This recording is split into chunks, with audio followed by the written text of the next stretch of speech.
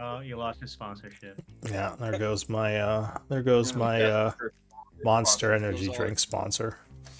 there goes all our Catholic viewers. Yeah.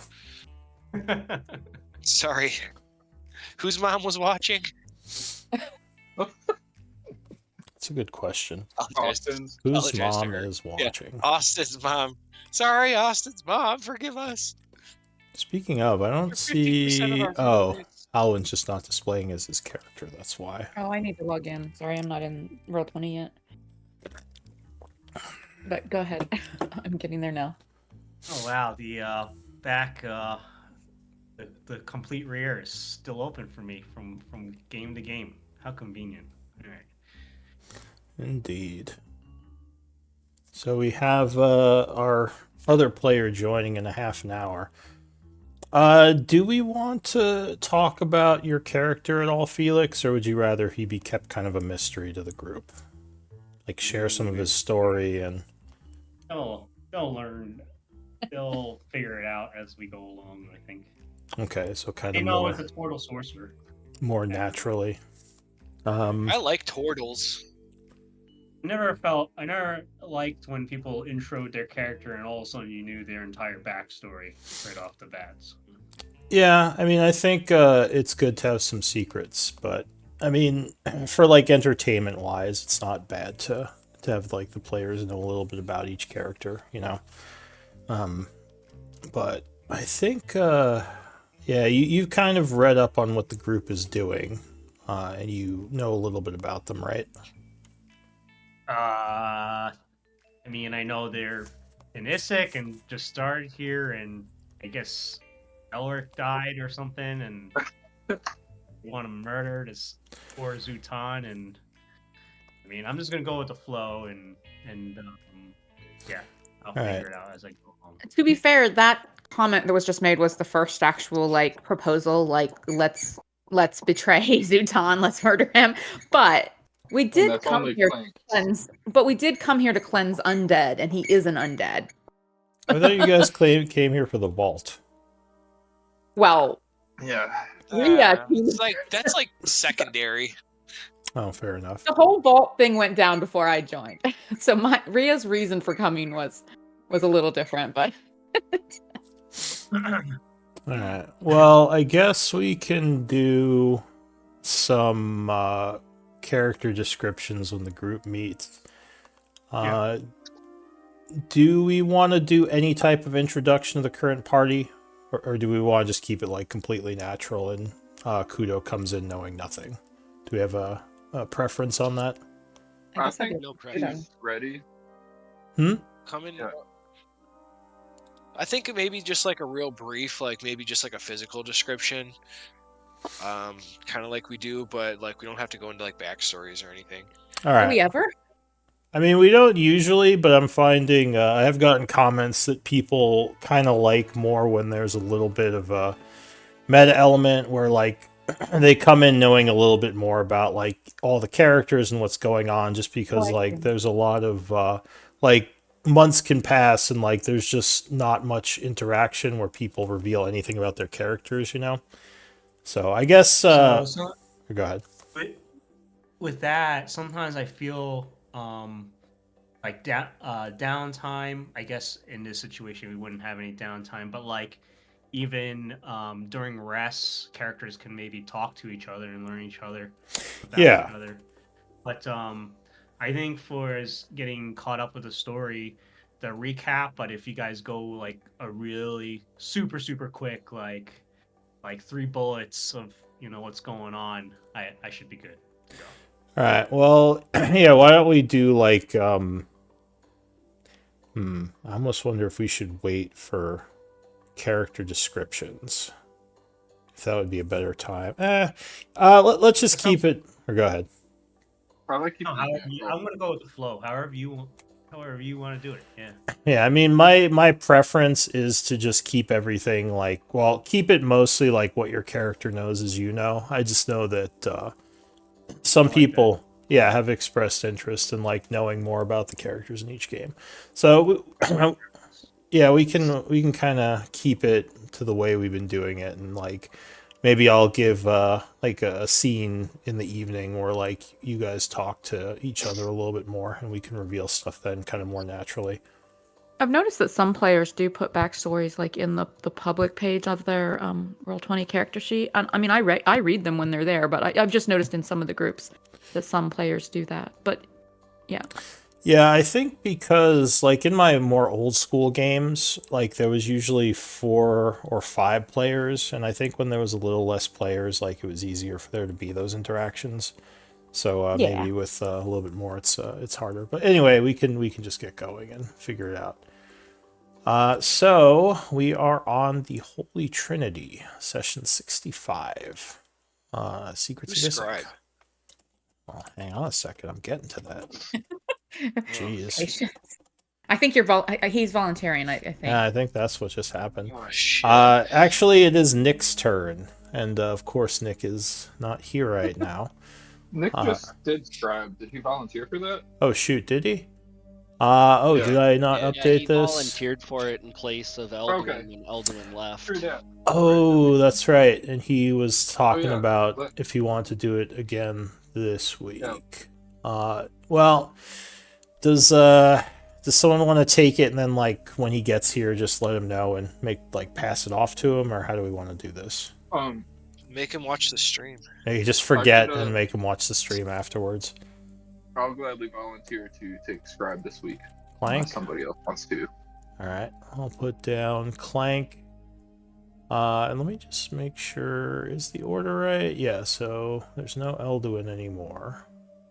Let me add Felix to the rotation. Or, Would Elduin give us, like, Udo. the sword and stuff? Or are you gonna go over that? I'll be playing Elduin for the time being. Cool. But I don't know if he would give you his sword. He was holding on to my bag of holding. Alright, yeah, I'll keep that in mind. Because he is kind of the strong person. So Clank is taking Scribe. Are you also taking your 3rd week of Quartermaster? Sure. Okay. And Nick was the previous Scribe. And, Felix, if you want to upgrade the... If you want to what? If Felix wants to, or Kudo wants to upgrade the party treasury, please do. I'm not tied to anything. I've just been adding it. I'll get around to it. Probably not this week though. No rush. Rush. Oh yeah, and actually, let me give you the pin. Do I not have a pin for the party treasury in this game? You should.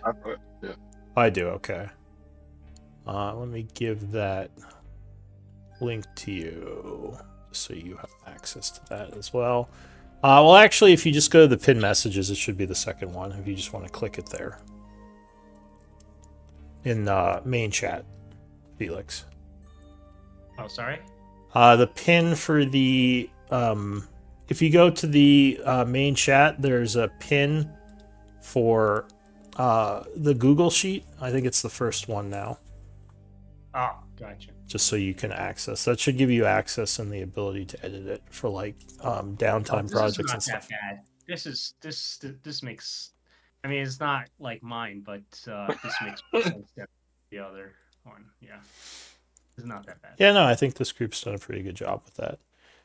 Now, so Nick not here. Is anyone willing to read his journal?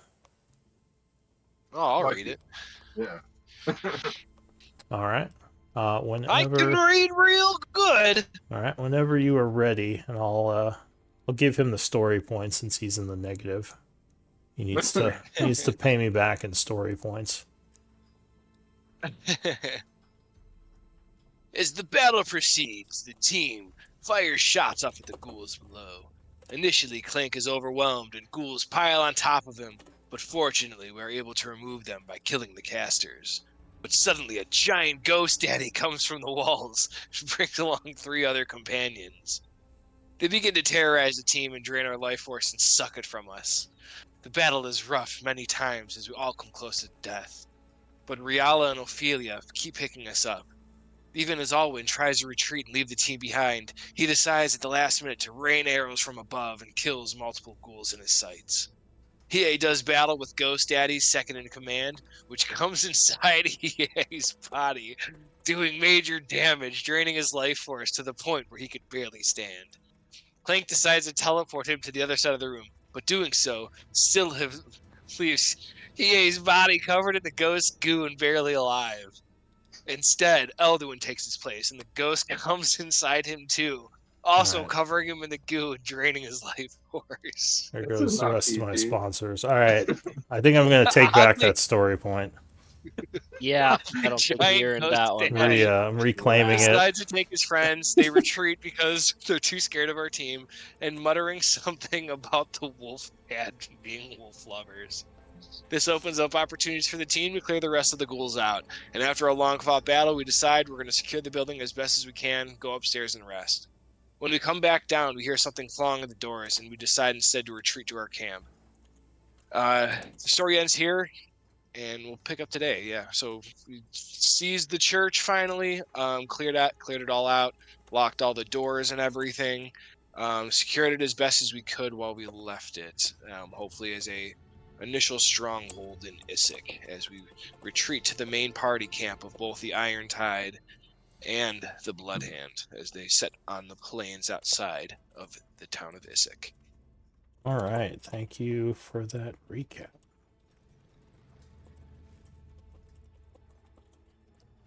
Nick, you actually lose another story point for that one. Yeah, that was a good way to fail at life. Wait, is Nick here? No, not yet. Oh, he's just for the journal. For the journal. Just for when he rewatches this, he can enjoy. Just had to make it weird. Cola. Yep. All right. So it is. Sure, Melody would appreciate that fine romance writing.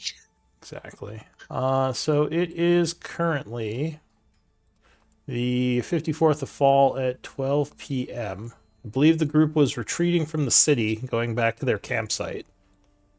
When we that was the idea. When we left off. So give me one moment to pull up the map. Now, I was thinking this might be a good introduction time, as the group is kind of leaving the city. Kudo may have witnessed kind of what happened at the ruined church. Do you think this would be a time when he might reveal himself to the group, or should we wait on that? That sounds good. All right, we'll say maybe cautiously, as they seem to be a little murder hobo-y. So what do you want to do? Are you like sneaking up on them? Do you want to just approach them? Like, how would you handle this? I'm not very sneaky, so I would just approach them kind of cautiously, though. All right, so as the group is heading out of the city, a strange-looking figure comes towards you all. At first, you don't really see him too well, and his shape looks a little bit odd and almost misshapen from a distance, but as he gets closer, what would they see? You see a small, squat creature draped in an oversized purple robe, and he kind of waddles as he approaches you. He's really small, dragging the robe along the ground. If you look a little closer, he's about 3 feet tall, and he's wearing a big cavernous hood, and you see a little unassuming turtle boy. His scaled complexion is ghostly white, as though he spent most of his life in darkness away from the sun, and his eyes are unblinking and ringed with dark circles. You see that he bears no weapons and dons no armor or shield, but the shell on his back. Does anyone have training in nature knowledge? Yes. Yeah. Oh my god, it's Mazi Quoto. So, nature might tell you something here. I'll say DC 10. It's not too hard. Just kidding, I'm not trained in nature. So, Alwyn, I don't know if you've met turtles before, but you do know that this one, you recognize that this creature looks like a turtle, but he is much smaller than you're used to seeing them. Also, you might think that his complexion hints that he has lived subterranean for a long time, like underground. So as you approach Kudo, sorry, what are you saying to them? He'll just kind of hold up his hands or his clawed hands up like a gesture of I'm not armed or anything and coming in peace, and then he'll bow. And I don't know.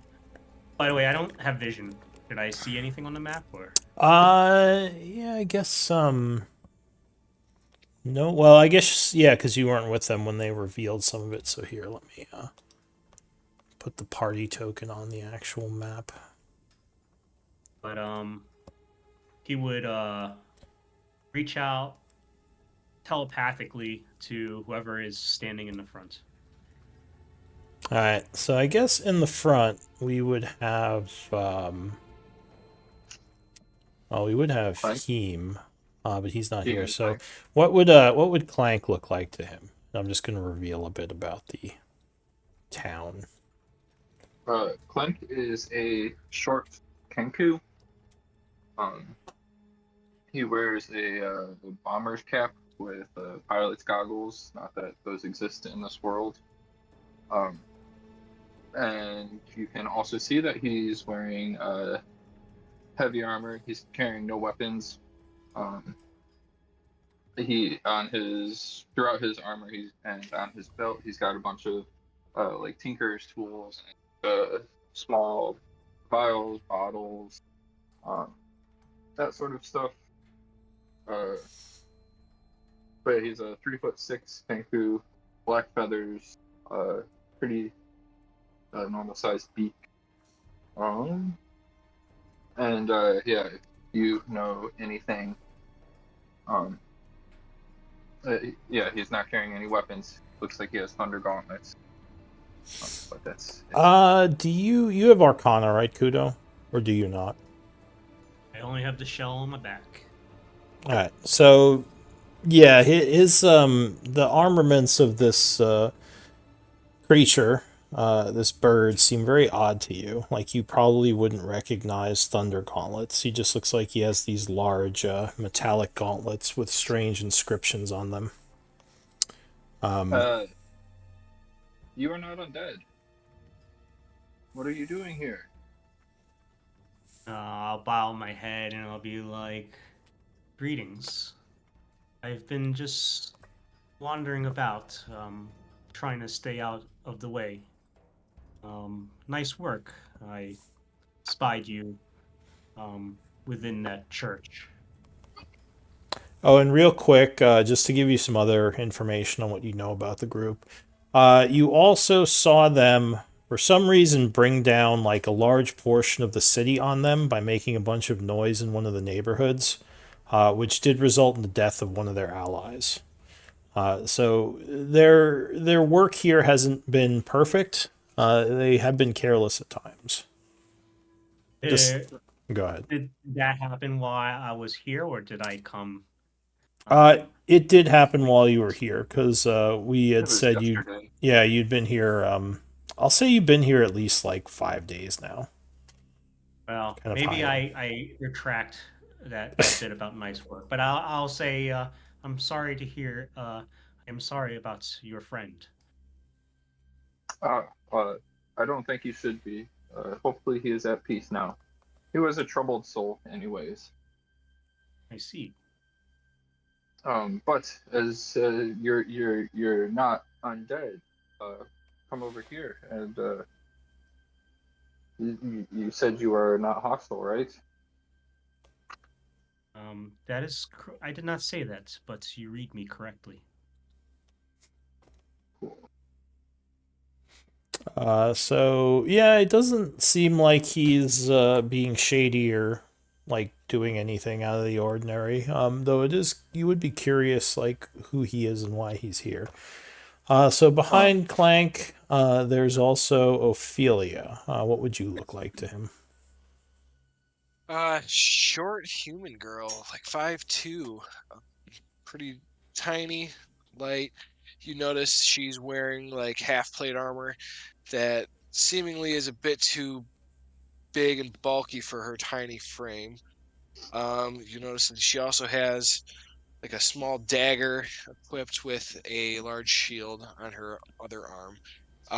Notice all adorned over her, you will see symbols of a god, indicating that she does have some kind of power related with them. You would assume, yeah, she was probably raised in the church. Um, spent most of her life doing that. So Stark white hair that seems to kind of be a little unnatural, long flowing down past like to her waist. So real quick, Kudo, do you have any knowledges like proficiency, Arcana only Arcana? for knowledge. Yeah. Oh, you do have Arcana. All right. So I take back what I said about Clank. You would probably recognize his glove as an artificer's implement. If you have Arcana studies, you may have seen things like that in the deep. Artificers are somewhat rare, but definitely among those who study Arcana, their ways are known as they're kind of unique.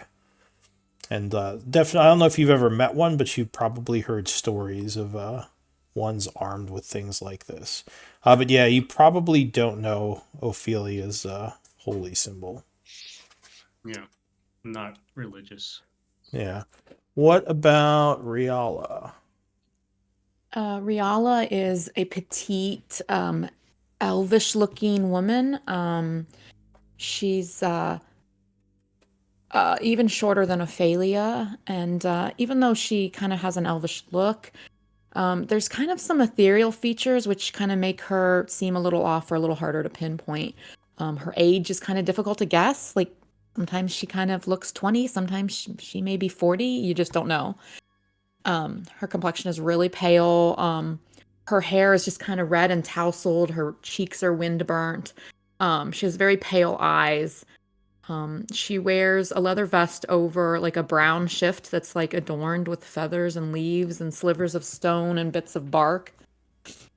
She also wears a adornment on her upper arm that's like made from like a brassy colored metal, and it's decorated with images of wheat sheaves and blooming roses.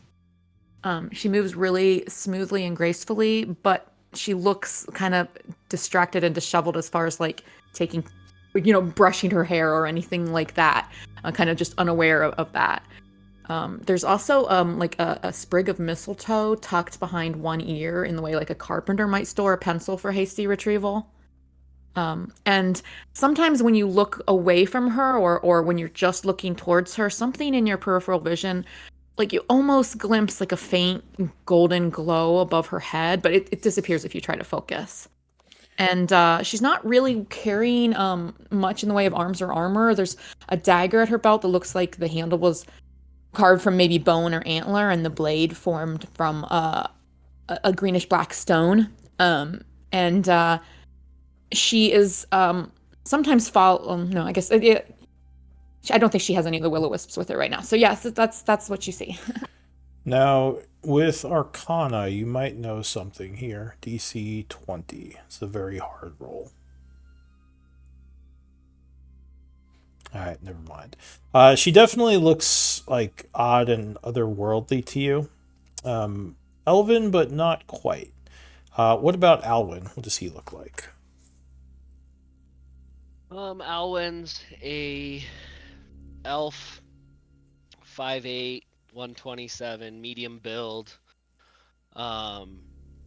He has what look like scales starting to come down his forearms past his sleeved armor, along with some scaling along his face with touches of green throughout his hair and some of the scales that you can see. He's followed very closely by a small dragonling, and from the way that he walks and the bow on his back, you can get a pretty strong sense that he is a ranger. Now you are normally human, right? No, I was elf. Elven. All right. So yeah, he looks a little bit big to be elven, but he definitely has the elven features, and the scaliness on him would give you a bit of a pause. Definitely is not something you've seen before with elves. All right. So as we were saying, Clank kind of approached and started talking, and Kudo, what are you gonna say back to him?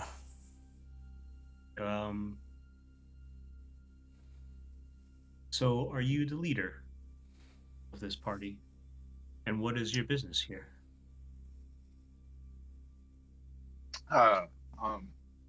We all have our own business here, but for me, it's a job. Others of us are here to return this city to its former glory and get rid of the curse that is befallen this town, turning everything undead.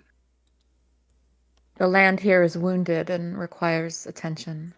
It is not a natural state of the land. The land should be healed. I see. That is all. Might we go somewhere safer to further discuss everything? Or I think that are we back at camp now? Agreed. Are you leaving the city? I do not wish to leave the city. Do you know somewhere safe where we can take a short rest and have some tea and berries? Or a long one. Do I know of a kind of a temporarily safe spot? Yeah, so you were kind of watching from the house down here, which you had found pretty much completely boarded up. There was a couple of ghouls that you had to kill, but once you got rid of them, you were able to secure the place and kind of make a roof entrance that only you were able to get into. It was like an old ladder you use. Alright, so you take them to your home? Yeah. Alright, so Kudo leads you south a bit. As you get to kind of another rundown neighborhood, there is a larger house than normal. And as I said, it looks like the bottom is all secure, but there is a ladder that Kudo uses to get in from up above. Oh, Just this way. I have to climb? I could go first if you wish. And I'll climb up. Cool. Alright. So, yeah, Kudo goes up to the second story, and basically there's a window up there that he would open up and climb through. Do you all follow him? Yeah. Okay. So yeah, this, I don't know, would this house be kind of clean? Did you clean it up at all, or is it still like in disrepair and you've just been kind of hiding in here? Bachelor pad.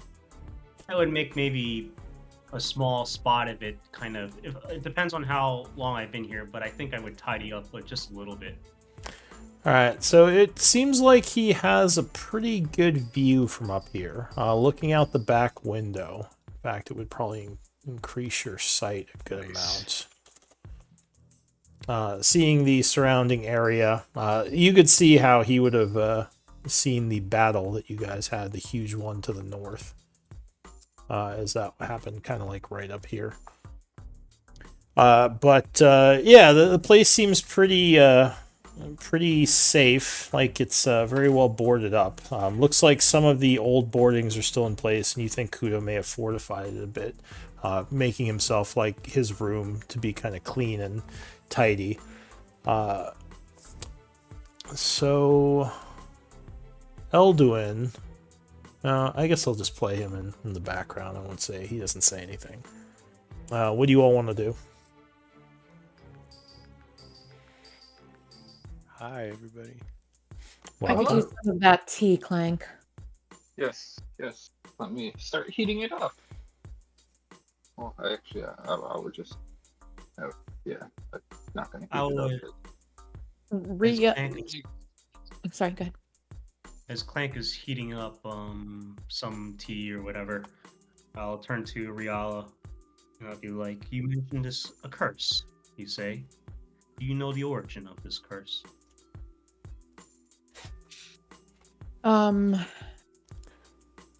So I'll say, as you say that, and I should describe Elduin because he's technically an NPC now.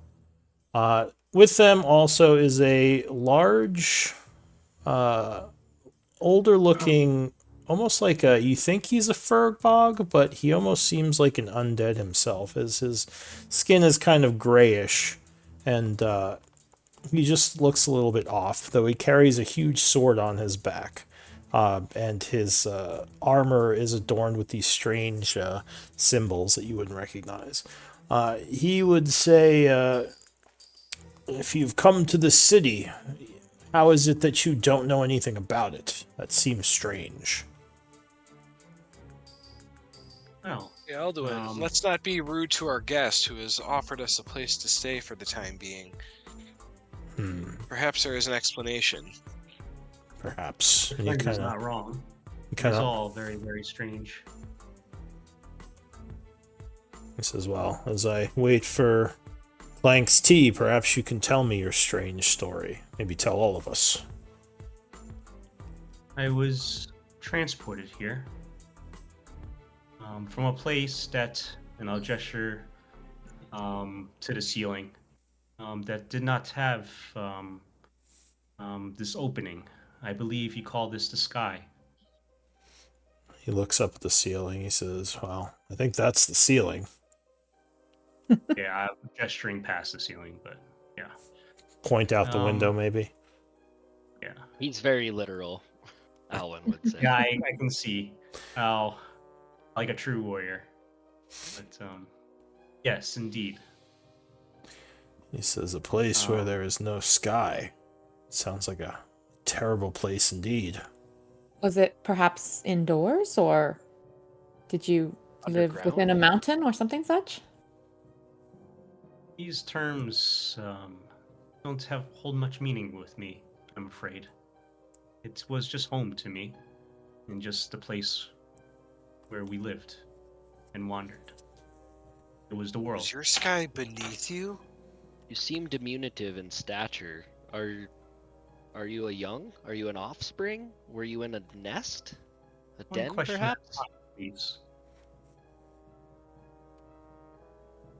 I missed what you said. I'm sorry. I said one question at a time, please. What was the first question? Unless you don't want me to answer them all, but yeah. Were you speaking to Alwyn? I guess one question I heard was, why am I small?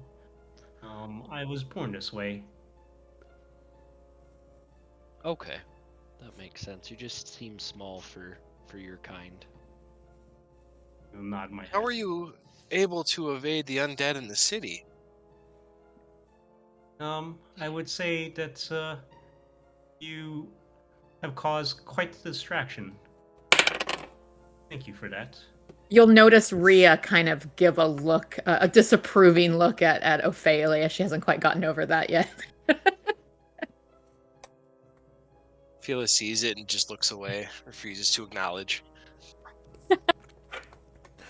He says, oh, go ahead. Well, Elduin would just say, so you come from a place with no sky, and you were brought here by magic, perhaps? That's what it sounds like. I believe so. It is not magic that I wielded. Were you sent here beyond your control? With my consensus, yes. He says, and this thing that sent you, do you know what it is? Precisely, No, I do not. It all seems very mysterious, but you have brought us to a place of safety for now. I really think we should return to our camp in the farmland outside the city. He says we should make sure Orcard and Cithril and the rest of them are all right. I agree. You've found a space that we may be able to come back to when we need a nearby place to hide. But after what we witnessed today, we were assaulted by beings who came through walls. I'm uncomfortable with us actually sleeping here, and I could really use some sleep. And we all probably look exhausted and beat up, honestly, when you met us. You see Ophelia just like kind of dragging herself along, barely able to keep up with the others. So Rhea looks unwounded. Like, she doesn't look like she sustained any physical, but she looks just like not that you know her normal look, but something about her just looks like drained, like she just has no energy. So Elduin, I'll say Ophelia, you and Riala notice you're both unexhausted, right? No, Correct. I'm exhausted. Oh, you are. What about you, Riala? I don't think I went down. Let me just double check. All right, so Yeah, I don't even think I got hit except by like the benches that hit multiple people. So you are kind of noticing Elduin seems almost a bit distracted, almost as if like something else is communicating with him. You've seen him like this before. Eldwin, you what occupies you? Your attention is elsewhere. As my patron beckons me, he asks questions that I am also curious about.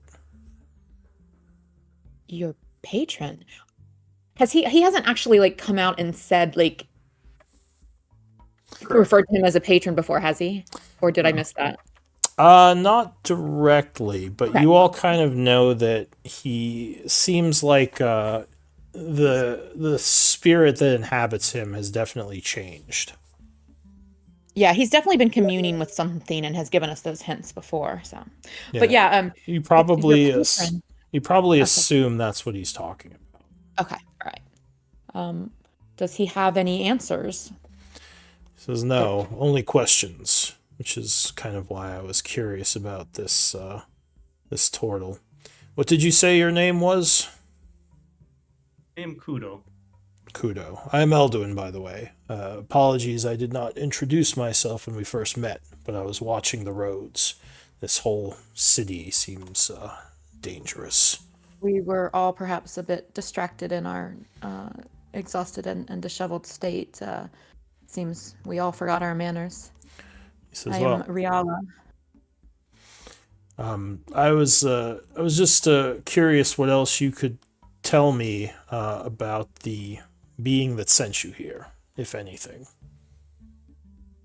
He seems very Eldwin seems more, I want to say obsessed, but more interested in something magical than he usually would. I'll say that. Do you hear voices as well? As I do.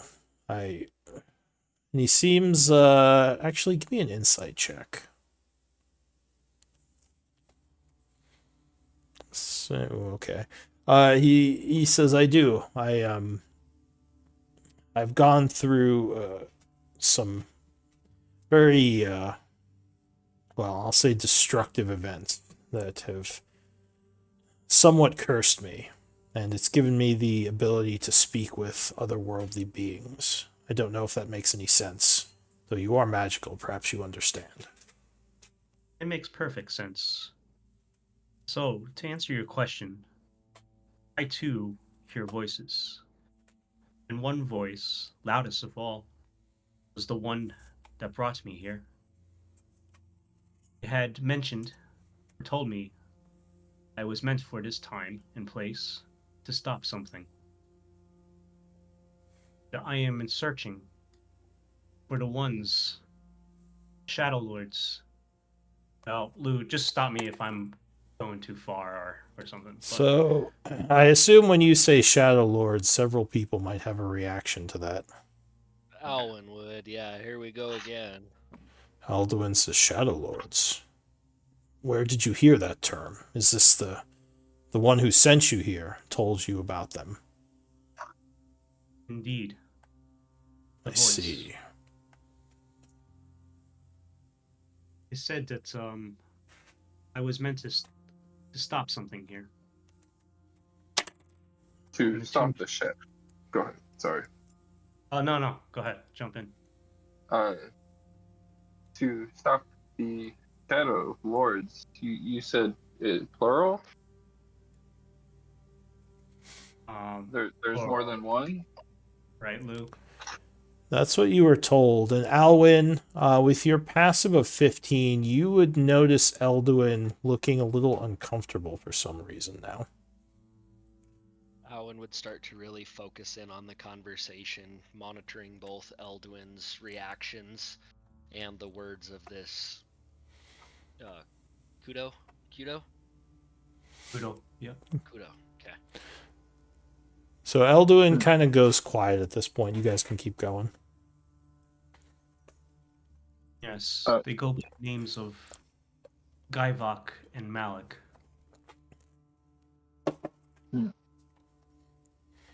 We had heard of Malik previously in the town of Chaur, and had heard much about him. Do you have any relation with Lord Blackwater? What are you doing? What are you doing, Link? Oh, sorry, my mouse was I was not muted. I thought you were talking to me. I'm like, what? No, my dog's being weird. Sorry, I thought I pressed mute. Oh my god, my apologies. Go ahead, continue. I'll actually mute myself. We had first heard of Malik in the town of Chaur, and do you have any relation with Lord Blackwater there?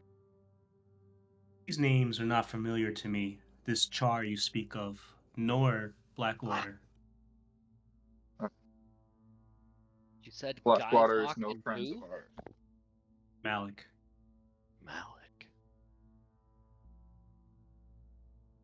Well, did we want to head back to camp? I think question. That would be wise.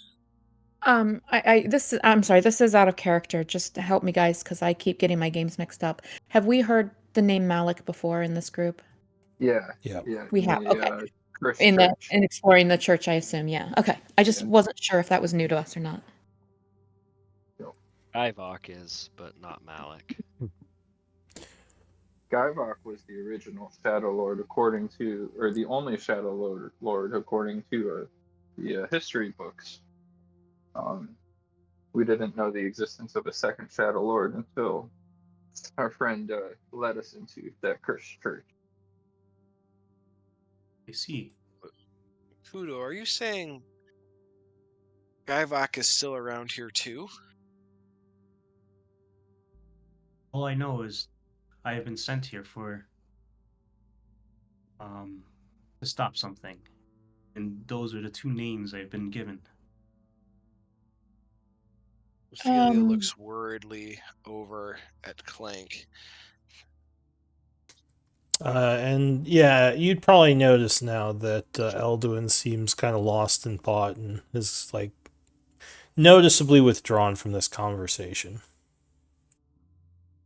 One more question. Did we find out what happened in the Chaur cursed church? There was a ceremony, a wedding that everybody at that wedding lost their souls, and it looked like it was part of a ritual that almost per se brought Malik to the power of the shadow. Okay, so we know that it was something that Malik did there. Yes. Okay. I'm trying really hard not to like, bring in information that's yeah. Sorry. Okay, good. You guys, because there are some groups that actually never figured out what happened there. So I just wanted to make sure. Okay. Sorry. Continue. Apologies. This can't be speak of. Shall we move on? As long as you are trustworthy, I trust other animal-like creatures more so than humans. But hey, I'm inclined to agree, actually. hey, Same. hey.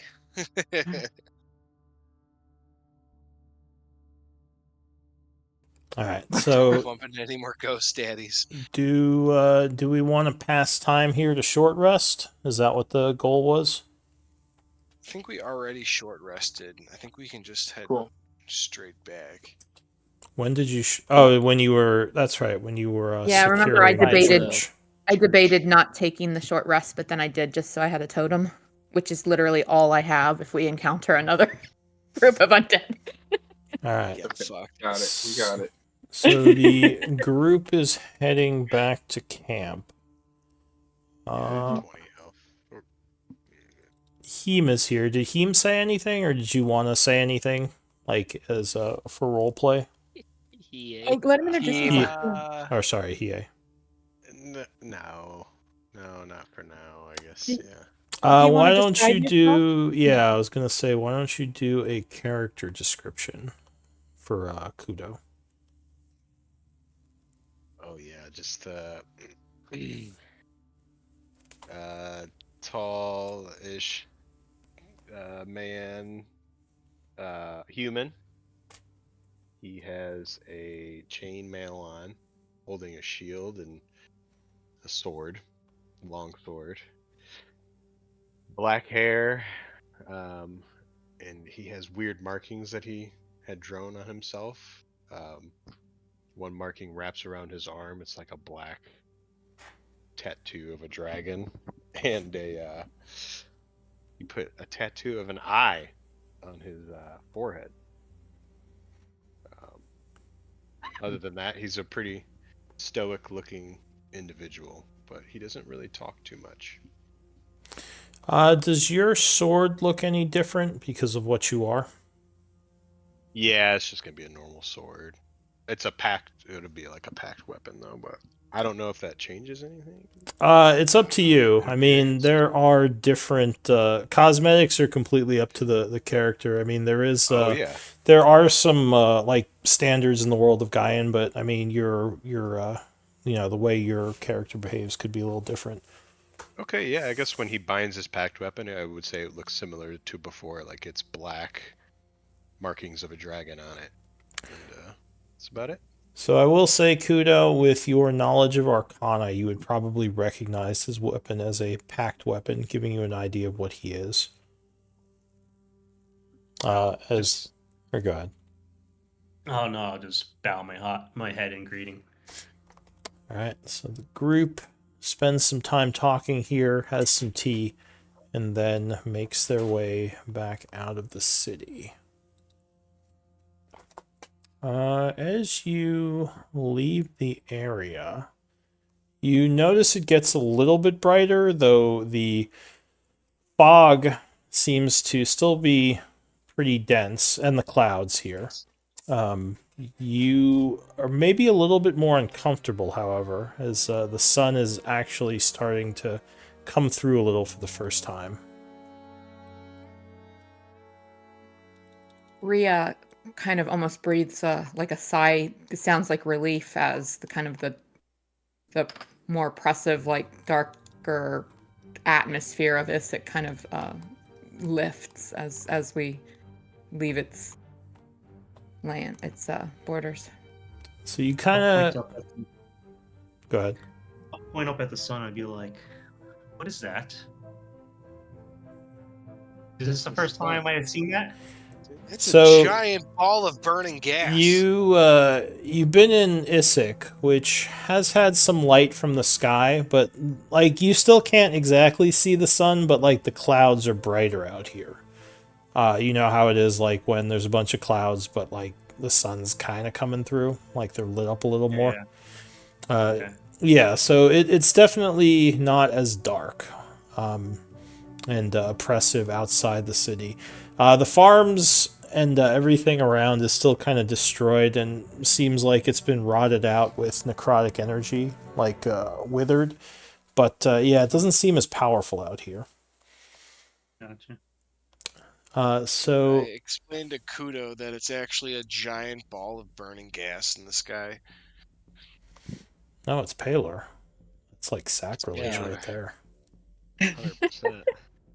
I was thinking the same thing. Yeah, the religious one goes all Like the scientific. sun You would, just the got sun would be like, way more. The sun would probably be a lot more sacred to Ophelia than any of the rest of us. yeah, it's like your god up there. It's like Ophelia literally just your got God's symbol. discommunicated. That I start saying, "Oh, that's my god." Let's see the mighty Paler smiling down upon us. And you would actually know, Kudo, that many of the human societies did worship Palor, even though they never really knew what the sun is. With Arcana, you might know a little bit about it once he mentions it, but obviously you've never seen it before, so that's kind of wild to you.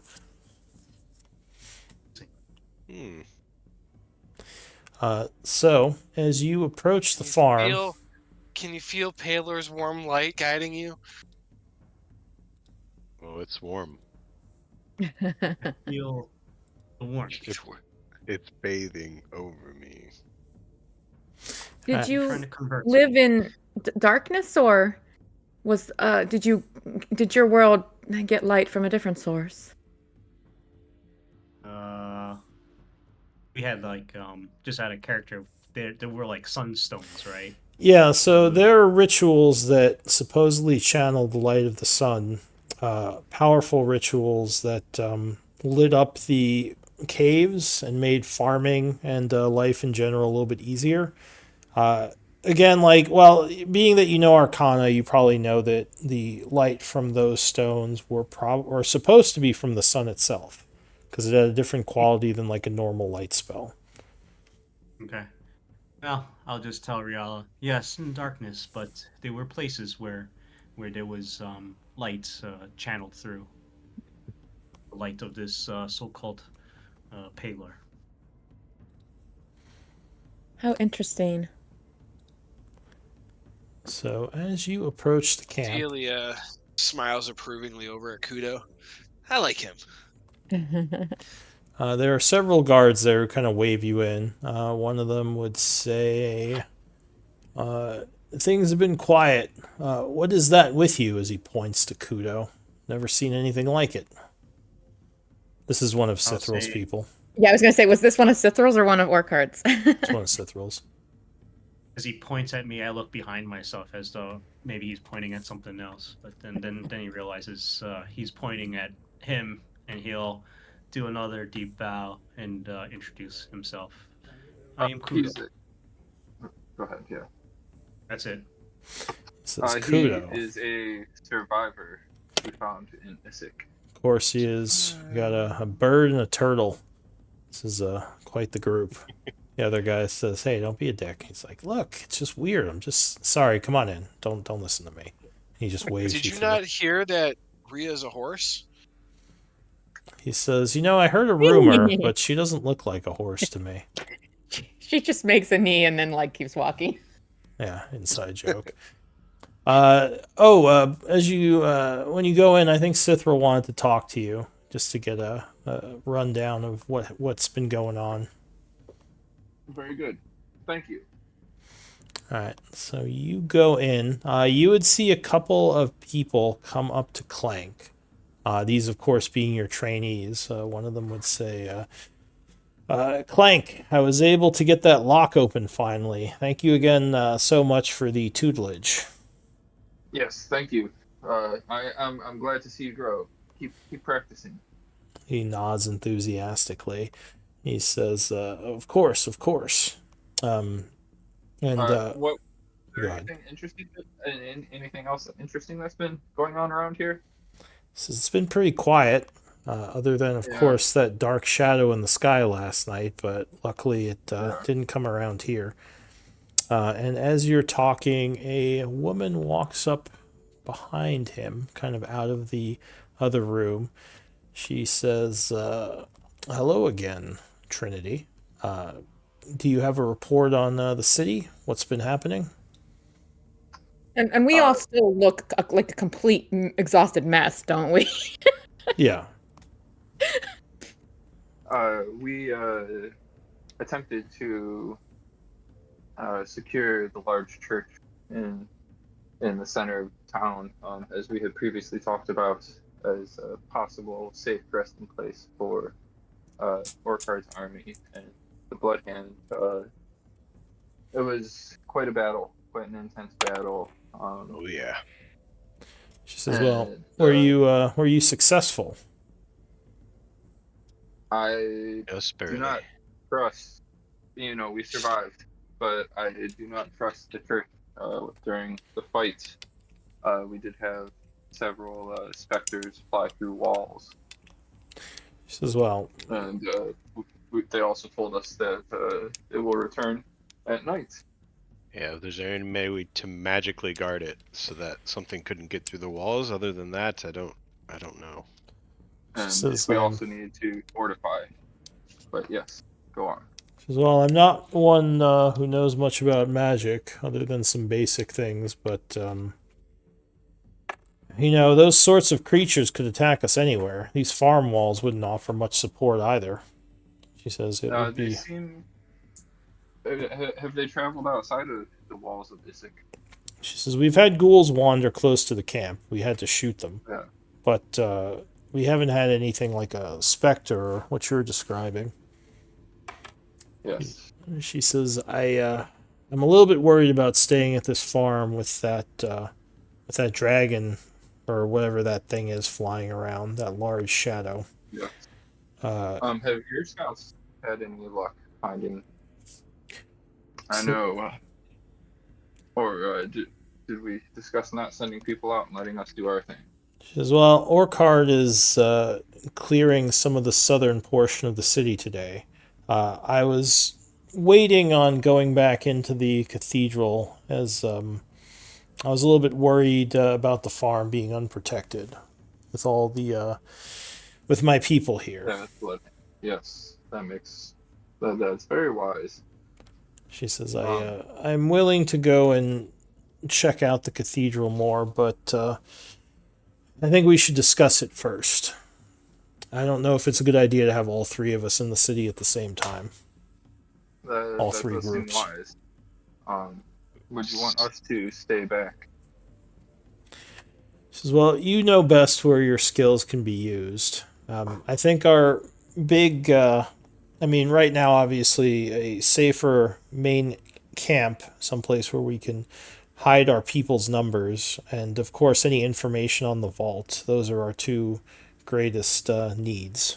So anything you can do to further those would, of course, be useful." I think the church is pretty much locked down, Cithro, except those raids that can come through the wall. She says, "Well, I We have a could post key, people near the windows to keep an eye out for them, and then if they attacked, we'd at least see them coming." but at least the Oh main god. chamber and the attic seem pretty safe for now.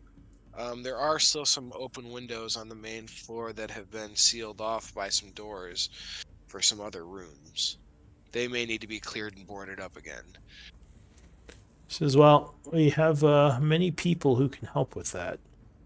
But I think the ultimate decision of where the camp goes should be left up to its leadership, myself, Warcard, and your group, of course. So maybe we can talk about it this evening." Definitely. That seems wise.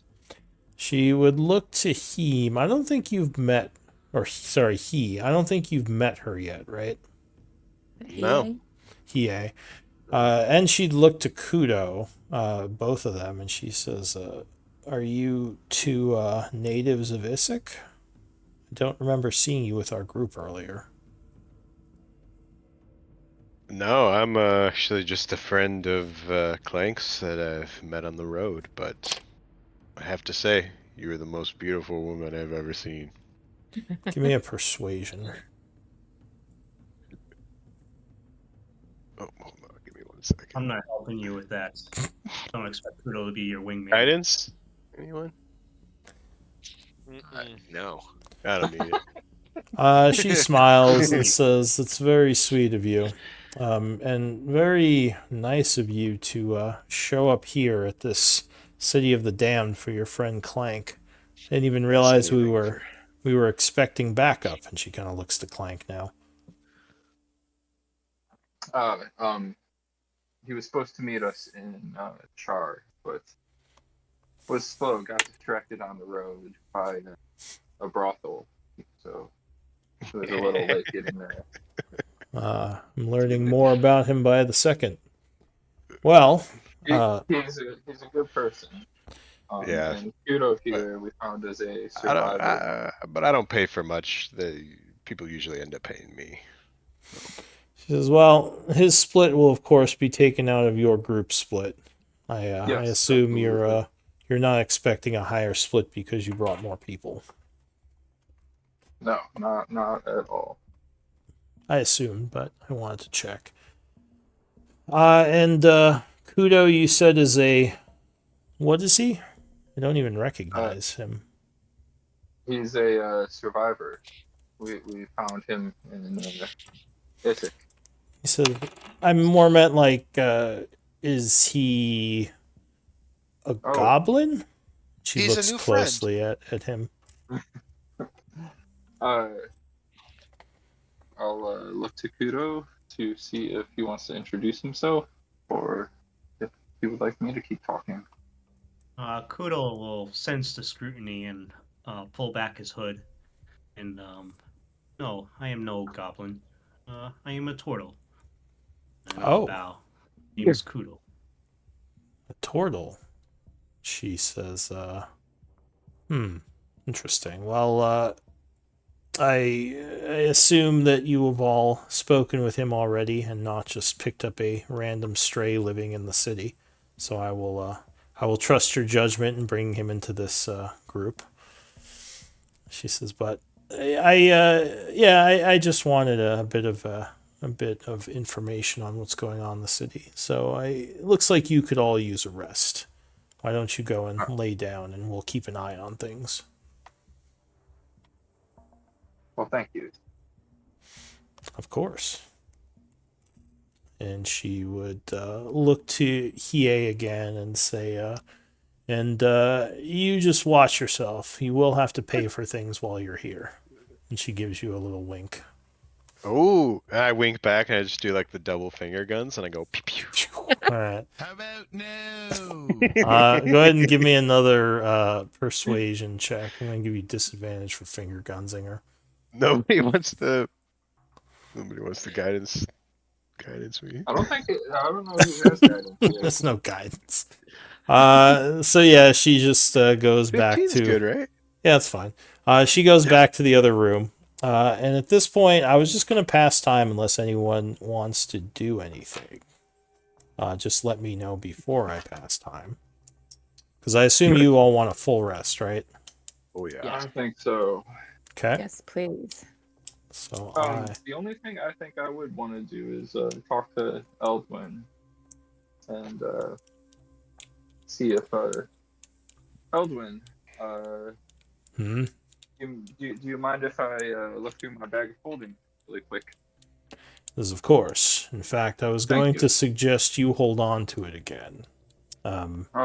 You seem to be in a lot less danger than I am often, as I am up front, and I know one of our allies fell and we lost something valuable. Should I fall, I'd rather the bag be taken by or be on someone else and not lost should the group be retreating or something like that. And he would just hand you the bag. Well, thank you. He nods and says, "Of course, it's your bag."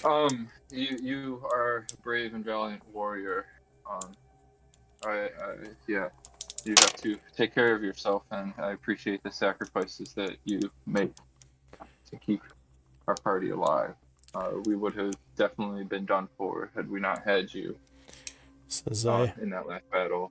I thank you for saying that. You know, it's strange. The ancestral spirits have always watched over me. Even before my life force dimmed, and now, being close to the grave, it almost seems like that connection has become stronger. As he sharpens his sword, he says, I appreciate your words, Clank, and know that I consider you among my friends. You as well. For me, there's nobody. There are few people I trust more. But let us rest tonight and eat some good food. Yes, Yes. I think I might keep to myself for tonight. I'm not feeling particularly social, if that's all right. Always, always. He nods and kind of goes back to sharpening his large blade, using the whetstone. I go up to Alduin and I do say, and I'm like, thank you for everything you've done, friend. I know we've been through some trying times. I just want you to know I do appreciate everything you've done for us. He just kind of nods and continues sharpening. Yeah, thanks, dude. Nice to meet you. He says, you as well. Cool. Is the old man still with And the then, group? and then I Oh look at him like, yeah. "Do you have any money that you can lend me?" He says no. He goes I back to will. sharpening his sword. All right. So Yeah, stop begging. Yes, Balithar is still with you. He's been kind of off on his own. He's still with the camp, though. He kind of keeps to himself. Alwyn would like to go talk to him a little bit this evening after what happened at the battle with him. He would smile as you approach, and he says, Eldwin, come, sit with me. I was about to enjoy some food. Perhaps you would like to eat with me. I would love to share in some food with you. You seem wise in your ways, and I don't understand some of the things that are happening with me, and I hoped maybe you could shed some light on that. Well, I could certainly try. I am somewhat knowledgeable of nature and the woods. I don't know if this was of nature. It doesn't make sense. I took on an anger in a battle today that boiled out of me in a physical form. I spit, puked acid today when I found myself in a dire situation, and I don't know what's happening to me. Interesting. He says, much like your Drake can infuse things with acid, yes? Yeah, it was like Ray was a part of me for a moment, and that anger boiled viscerally out of me. But I wasn't burned. I wasn't covered in the acid in my throat or anything. And it was beneficial, but I don't know what's going on with me. He says, that is odd to be sure, but take heart. You seem to be the same person you always were. Perhaps events have caused you to become more in tune with Ray and she with you. I'm not going insane? He says, insanity doesn't usually make one belch acid. Thanks. I I don't know what to say. I'm at a loss. Thank you. Of course. And thank you for letting me stay in your camp. It's been very, what do you say? It's been enlightening. Interesting. We are quite the band of misfits, but we do try to do our best, and I'm glad to have you here. Ray really likes you, and that puts me at ease. So Well, I'm thankful you're here. she is quite the Drake, I will say that. I like her as well. And you, of course.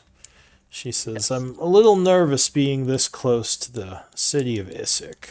This is defiled grounds, to be sure. Lots of death and destruction have occurred in this place. But I think your group can most likely, help things out, as it were. Maybe help things Yes, along. my skin crawls as well with these undead. I'm sorry, sir.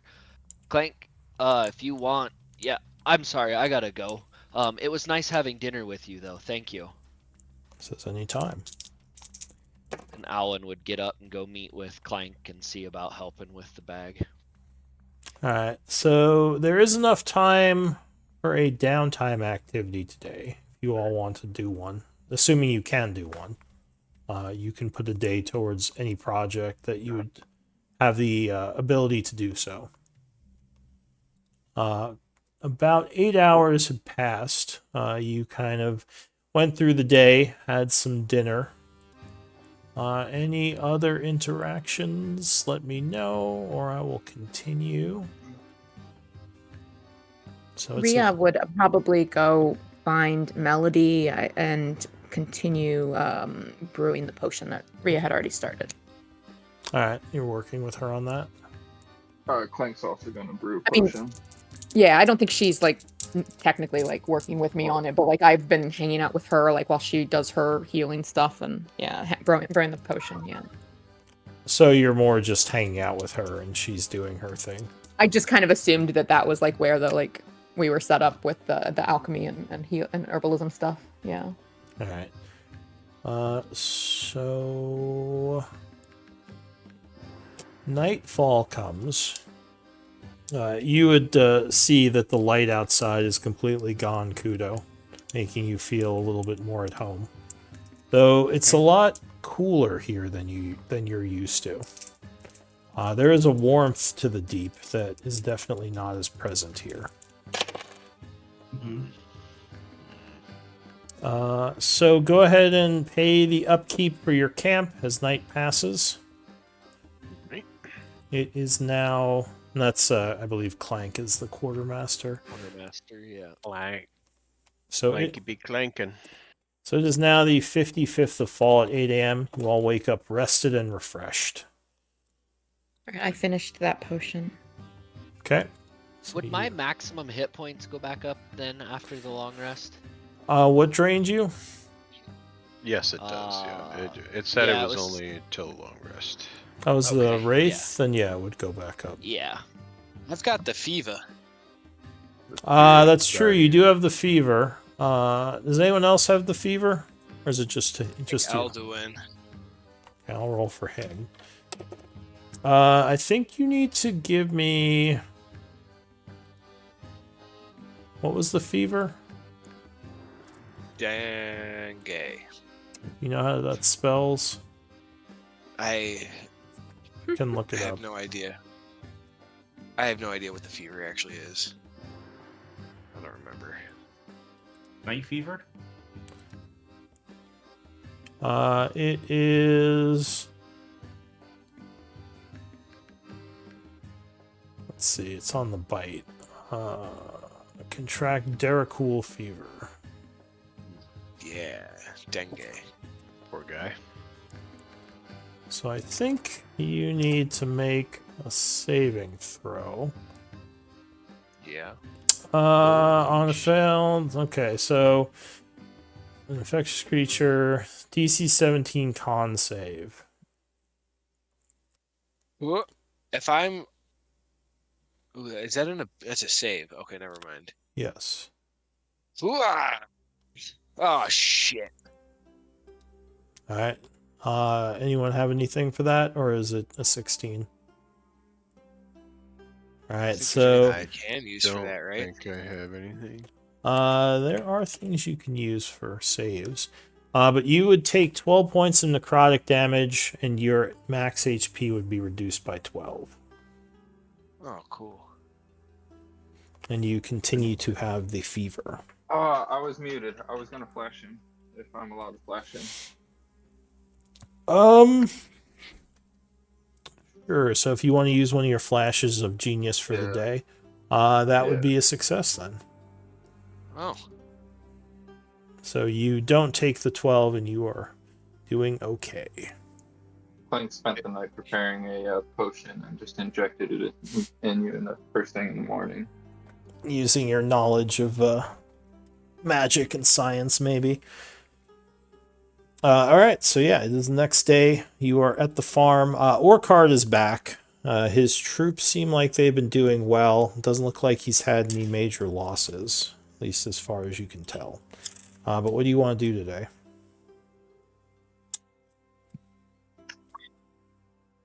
Friends, For shall the we? long rest, Alwyn had crafted arrows. Level I up. don't know if that needs to be spoken aloud or whatever, but during the long rest, since I was not able to recover my arrows, I'd have to craft more.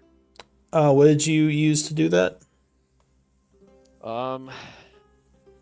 It just says that in Xanathar's guide, as part of a short rest, you can craft up to 5 arrows. As part of a long rest, you can craft up to 20. You must have enough wood on hand to produce them. So, with some of the gathering and stuff, would we have wood in the party chest or party anywhere? Oh, you don't need like a special tool to do that? You can just do that? From what I'm seeing in Xanathar's, the general rules don't tell you much of anything. Can you link that? Can we buy more from Orchard? Well, I mean, if you can do this, I'm just trying to know what this, because I thought there was like a tool you could use to do this. You need the wood carver's tools. This is what Are you I'm trying seeing. to craft an item? Yeah, like I don't know if just anyone can craft arrows, unless they just put that in there because they don't like me and my arrow tracking rules. Yeah, you need a. Usually you need a tool. I think that's what It says Xanathar wood is. carver's tools or smith's tools would both be acceptable. All right. So do you have proficiency in either of those? No, I'm working on a different set of tools right now with that the alchemy tools that I picked up. So I would not be able to do that then, and I will have to look at buying some from somebody. Yeah, The Iron Orchard. Quartermaster probably has some. Yeah, Orchard's quartermaster could sell you some at book price if you want to buy from him. Okay, I will need to do that promptly before going out today. They're saying any other tools that you could make a case for would also be good, Alwyn. You do see that they do have some like Fletchers who are making new arrows. So it looks like at least for now the Iron Tide has some wood that they've been crafting more armaments and arrows with, like keeping the weapons nice and shiny and sharp and everything. But speaking of Orchard, as you are buying arrows from his quartermaster in the morning, he would come in and say, "Alwyn, I wish to speak to your group before you go back into the city. Could you let them know?" Yeah, not a problem. I will let them know. How much do you want for those arrows? I'm not seeing a price. He looks to the quartermaster. He says, 20 arrows for a gold. The quartermaster nods.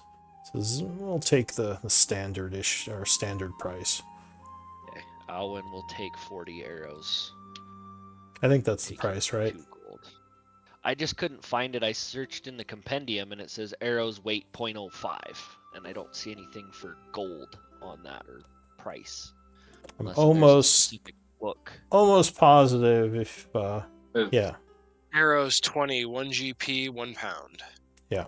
Where did you find that so I don't have to ask again? This is from Adventuring Gear.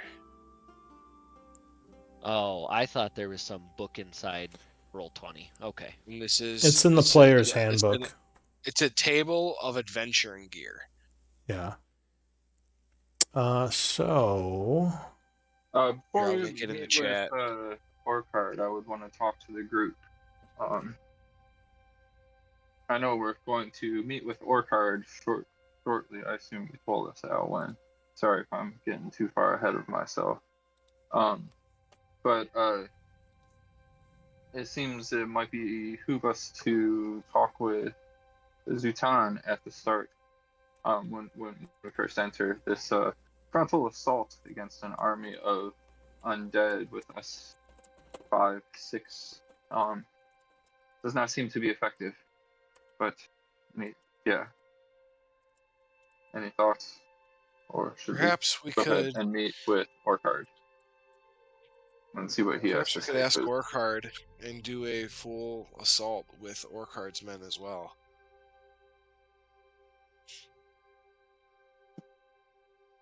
Cool. Rhea, Alwyn, PA, Udo.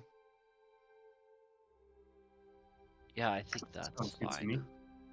He starts Eldritch Blasting. I'm trying to delete this thing. Yeah, I'm good. Cool. I don't know how to delete this macro on my bar. Then let us go meet with Orchard. If you unlock your macros, you can delete them. Oh, there it is. Alright, so Orchard is set up within the barn with a bunch of his people. He says, "Greetings, Trinity. I heard from Sithril you had cleared a church as a new possible base of operations." Yes. Greetings, Orchard. How are you, friend? He says, "Busy, though well. The movement around Issyk, the movement through the city, was definitely easier yesterday. It seemed almost like everything was distracted by ongoings elsewhere in the city. My people did not encounter much resistance, though we were unable to find much in terms of a base of operations, though we did clear out many ghouls." Yeah, that distraction would have been us. We were able to clear out the church, but I'm not positive it's the safest place to set up a base, as it is right in the middle of hordes of undead armies, and we also learned that there are specters of sorts that can fly through the walls. He says, "Well, our current position is exposed, and that strange shadow continues to move around at night. To be attacked from the skies by something that large could be devastating." He says, I think it's a mistake to stay in this farm too long." I do think we should set base in the town, Clank, as precarious as it may be. I think there might be some precautions we can take, but yes, I am also more worried about this dangerous beast that we have received ill omens of. Then should we, how do you want to proceed? Orchard, would you be interested in doing a joint raid so we can take the church once and for all and get men established in there? Yes. He says, "Join us, please." I thought you had taken the church already." While we have taken the main chamber, there are some rooms that were not yet to be sealed. We do have a key for the main chamber, and the attic is secure, but there are some other rooms that I fear some undead have gotten back into, and they are not secure. So we would need to secure the entire building with some wood, board everything. He says, "Well, I could have my troops bring supplies. Do you need their help in the fighting, or do you think you can handle these ghouls?" I think we could handle these ghouls. But yeah, would you want to go out or try to secure the place today? Says, so we should go first. All right. Why don't you go first, and I'll bring my army through the south. We've cleared out a lot of that area anyway. You'll just have to let me know where this church is. I'll pull out a map and show him. He looks over the map and nods. Show him the routes that we've gone and mostly cleared out. He says, "I believe that is where the distraction yesterday was coming from, so that would make sense that you were fighting a bunch of the ghouls within the church." Yes. Yeah. Any other thoughts? He says, "I'm curious about the turtle you have with you. I don't think I've met him. He's also much smaller than I'm used to seeing a turtle be. Did you find him in the city?" Yes, he was a survivor of the city, and we thought it better he join us than stay there to die and become a ghoul. Well, I assume if he was already in the city this far from civilization, he must be someone of skill.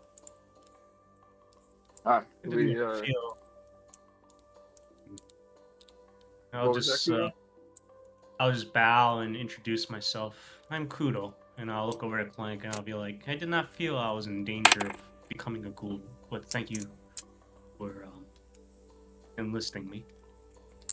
He says, well, it's good to have more specialists.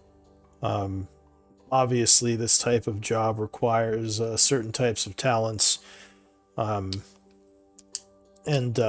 he would ask why you were here, and we don't have to role play it again. Would you tell him kind of what you told them, or would you like be more secretive? I'll telepathically ask Clank what I should reveal, if anything. What did I'll telepathically respond. He is a trusted ally of ours, but you do what you think is best. Once secrets are out, they cannot, or words are spoken, they cannot be taken back.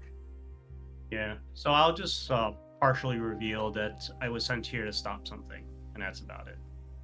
Alright, so a little cryptic. Yeah. Give me persuasion.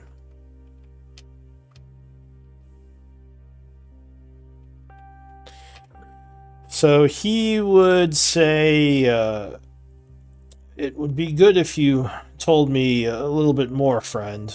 Perhaps we can help each other if we know more about why you're here.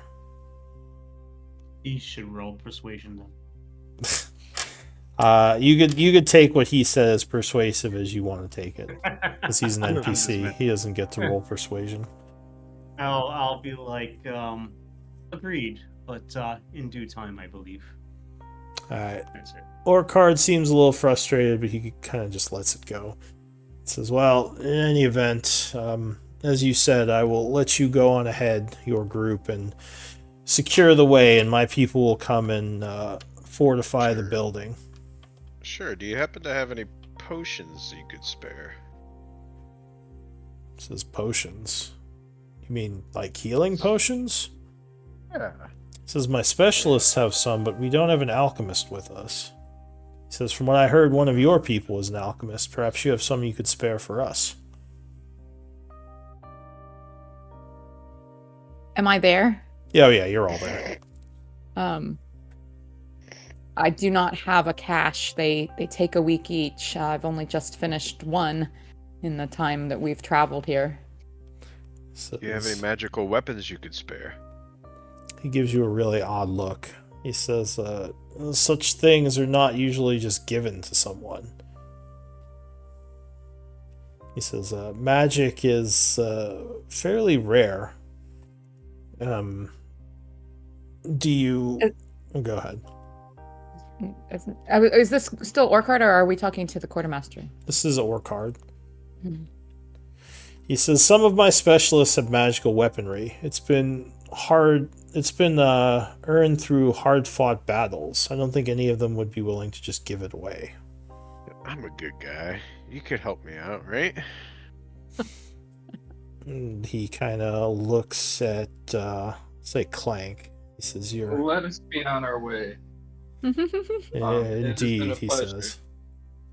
He says, all right, I'll see you and your people in the church. We'll say by afternoon. We'll be there. He says, yes. Do we have a way to message each other?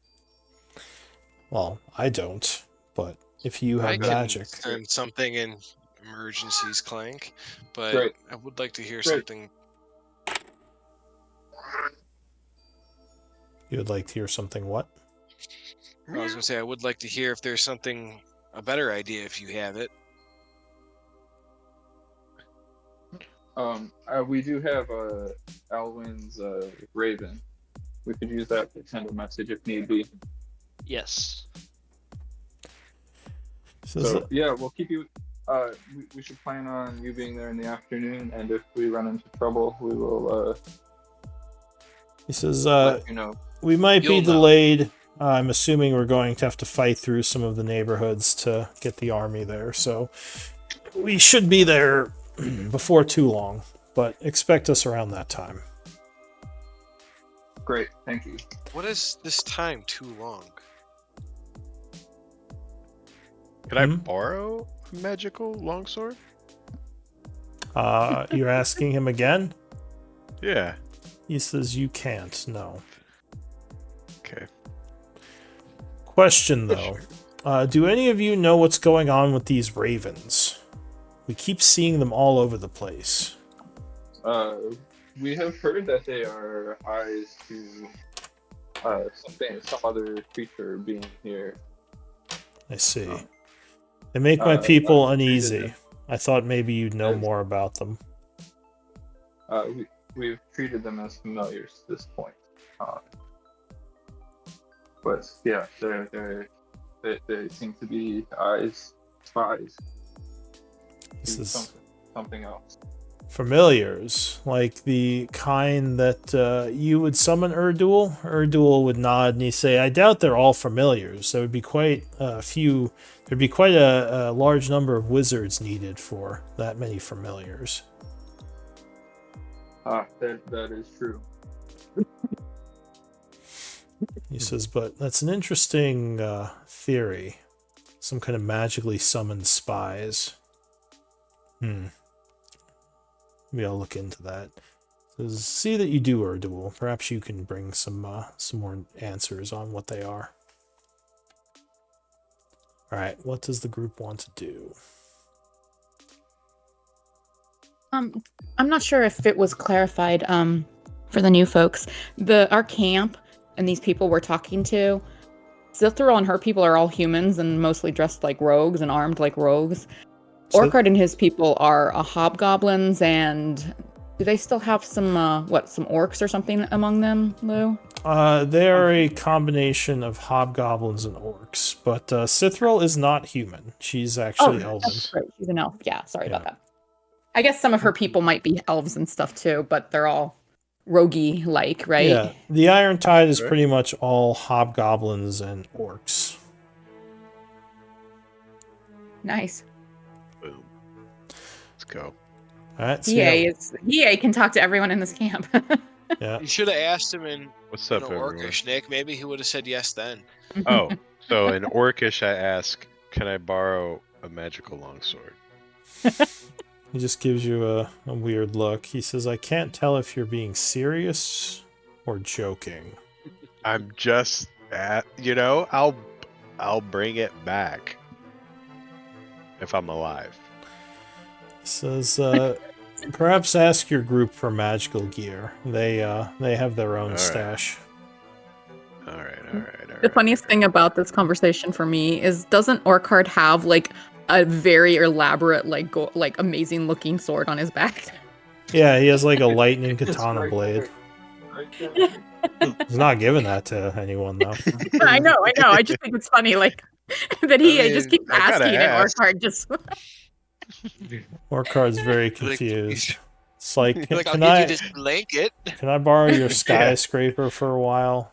Like just asking for something like ridiculously expensive, like to just borrow your Bugatti for the weekend. Yeah, can I borrow your Lambo? I'll bring it back. I think I got 20 gold pieces on me. That should cover it, right? Yeah, I'm good for it. I promise. I'm good for it. Yeah. All right. So yeah, what do you want to do? Are you heading back into the city, or are you doing something else? Clank. Yes. I know we had a few items of power. Are any of them weapons that Hiei or Kudo could use?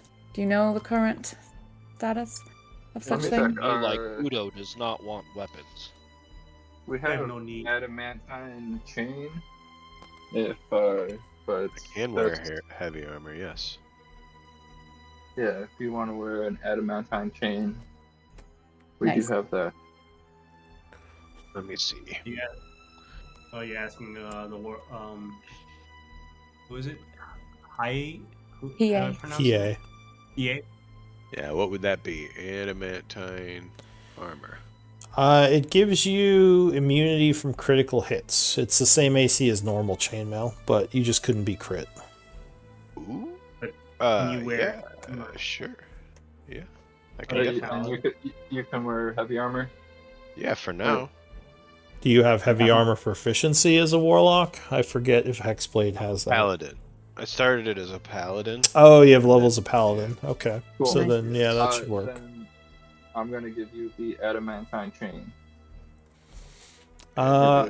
What's the strength requirement on adamantine chain? Just out of curiosity. Oh, I only have. Yeah.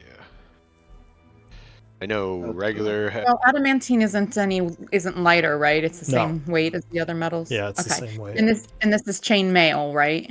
Yeah, it's heavy armor. It's 13. It's strength of 13, and 55 pounds. 55 pounds and disadvantage on stealth. Do you have enough strength for that? Yeah, 15 strength. Okay, nice. So yeah. All right, so you give him the adamantine chain, which he quickly puts on. How do I? Maybe now you'll stop begging and making us look like fools, Alwyn says as he walks away. After Alwyn was like bugging everybody for a magic longbow. Somebody took my bow. I had rights. Elven right made you that bow. It was different, obviously. It was different. Yeah, obviously. Hey, I appreciate that. Thank you. So if you, I guess, where was the adamantite chain? Was that in the party treasury? It was in my bag of holding. So yeah, if you want to delete that and you just look up adamantite chain in the compendium, you could pull that onto your sheet. I don't see it. All I see is adamantine armor as an item. That's right, because it can come in lots of different kinds of armor. So, well, can you drag the adamantine armor onto your sheet? Yes. All right, see what that does. And if it makes an item, just like rename it to chain or something. Oh, okay. All right. Make sure adamantine chain. Correct. Yeah, and make sure it's giving you the correct AC, which for chainmail I believe is 15. It's 16. 16. Okay. Yes. All right. All right. Cool. So, yeah, what's the plan? Heading back in? Yeah. Do we want to go straight to the church, or should we go talk with Zutan? Didn't we schedule a certain time, like somewhere in the morning, to meet with Zutan? I don't believe you scheduled anything. You just told him you'd come speak to him, when you had the soul stone. Perhaps we should follow the lead on that other stone and try to collect it as well. These seem to be of some importance. Cool. Sounds great. Since we don't have a particular meeting time, perhaps Zutan will find us. If it's all right with everyone, Elduin says, I think I should stay here for the time being. I have some things I need to work on, and you all don't want to get your party too big. Be more noticeable. Your wounds need time to heal. Says indeed, that would also help. Getting some more rest. Says, but good luck to you. Yes, we will see you later tonight. All right, so you're attempting to travel to see Zutan. Are you using anything to try to hide you, or are you just going to brave the streets? What did we do last time? Did we stealth? Yeah, we just passed without trace. Yeah, didn't I we? believe there was some passing I'll do without that tracing. again, unless anyone else has other ideas. Okay, so you're going to use a pass without trace? Yeah. All right, go ahead and give me stealth checks. Oh, it didn't subtract a spell slot. Oh, I can't wait. It's going to be so bad. I got negative disadvantage. Negative? You can't. I got double disadvantage. Oh my god! What?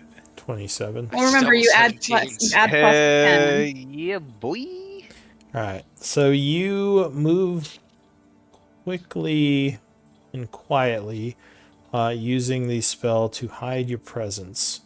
And you are able to bypass the ghouls and get to Zutan's base. As you approach, he reveals himself on the roof and says, "A moment, friends. I shall open the door." And sure enough, a moment later, he will let you in. He says, "I sense the soul crystal on you. May I have it?" Isn't it in a bag of holding? Oh, is it? Do you have any magical weapons? Yes. Oh, well then never mind. He did not say that. He would say, I don't sense any soul crystals on you.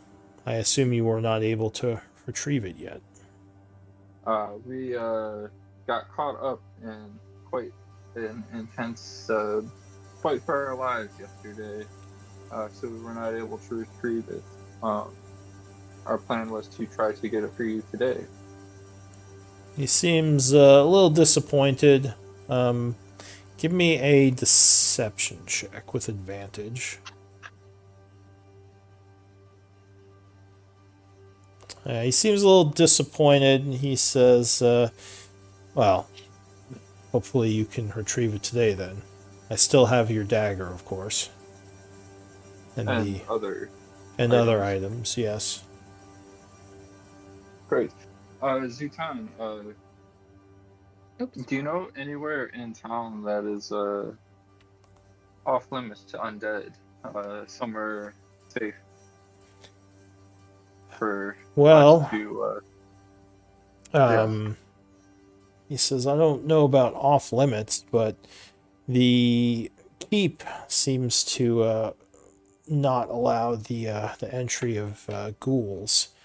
They crowd around the outside in the thousands, but they don't attack or try to break through the door for whatever reason. So perhaps a base inside the keep might be something useful, though that is also where the dragon comes from. So Maybe. Zutan, do you know anything of a wolf mother? Is it a wolf mother? He says, wolf mother. I don't think so. What is a wolf mother? I'm remembering that right. It was wolf mother that thing. It was night wolf. Word said, oh, night wolf. Sorry, night wolf. Do you know anything of a night wolf? Says, you've been introduced to the wraiths then. Oh yeah. Says a strange figure patrols the city. She and her wraiths are very dangerous, especially to the living. I don't know much about her, but I know that many of the intelligent undead refer to her as the Night Wolf. Okay. And you're saying that you only know of that one spot that would keep out the ghouls, but not anything like Wraith. He says, well, I'm no expert at the undead. Okay. Kudo will step forward and bow and introduce himself. Greetings. I am Kudo. Take it. I am Zutan. Greetings, Tortle. And well met. Well met. I take it that you are a resident of this city. He says, I was a long time ago when this was a city. I'll gesture to the outside. These ravens, have they always been here? He says, well, I believe they showed up shortly after the ritual that destroyed everything. I don't think they were here. He thinks for a moment. He says, though, now that I think back, I do think the day of the ritual, I saw more ravens in the area than usually would be around here. Though I never thought much about it until you just mentioned it. Do you think there's a connection with what happened? I do not know. I just thought it was unusual. He says, well, I wouldn't know for certain. I don't know much about what happened here or why it happened. I'm just one of the surviving people warped by this strange necrotic energies. My thanks. He says, well, don't let me keep you. The quicker you find my soul stone, the quicker I can get you your things back. Okay.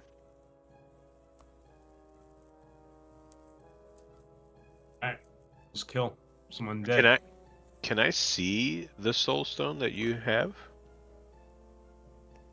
He says it's inside the house, well hidden. I just want to compare it to ours, see if it's the same, if we come across any. He says, you have a soul stone?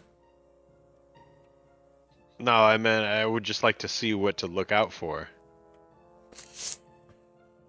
Give me a persuasion.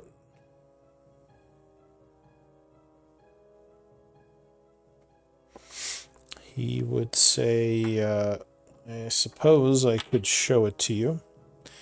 I myself can't see it, so I have a hard time describing it.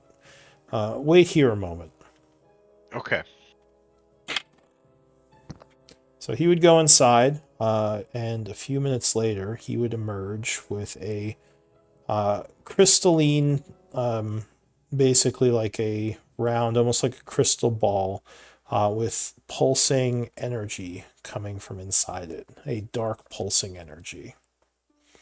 He says, generally they look like this. Can I hold it? Give me a persuasion with disadvantage. He says, no, you may not. I don't see why holding it would help you know more about it. He says also, being living, it might actually harm you to hold this. That's a good point. Thank you. He will basically go back inside at this point. And he says, return when you have it, and we can discuss matters of a trade. All right. Thank you. All right, so what does the group want to do?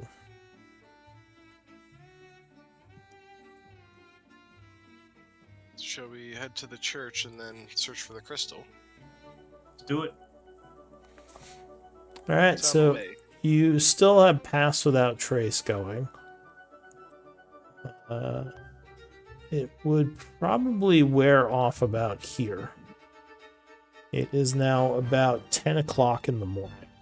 Do you want to recast it or just try to make your way over to the church quickly? Alan can step in and help if we want to. Yeah, I can. If you guys want it again, I can. If we think we can make, if we're heading for the church, then maybe I won't recast it. But if we're going to continue, just make it right over to the church, I think. Maybe we can save that for when we go to the crystal. Yeah. All right, so the group is making its way across open ground. I'll take ranged attack rolls from up to 2 of you to prevent some possible damage here. Oh, nice shot. Ranged attack rolls? Yeah, as several ghouls make their way towards the group. Alright, anyone else? Alright. Can I multi-shot? Sorry, what? I like How many ranged attack rolls? Up to 2, basically 2 rolls. So Alwyn and Hiei, along with several others, fire at some of the incoming ghouls, managing to kill them, with the 28 being higher than you needed, and would continue onward. Getting to the Rune Church, it looks like it is still locked down. I take out the church key and open the door on the main floor for us to get inside. Alright, so you enter the church from the back. I assume you went in the back door. Yeah, that small little opening. Okay. Somebody fixed all the pews. Oh, never mind. I see them. They did not. The pews still look pretty smashed. So you come into the church. I'm gonna use a party token now. Assuming I could find one. There it is.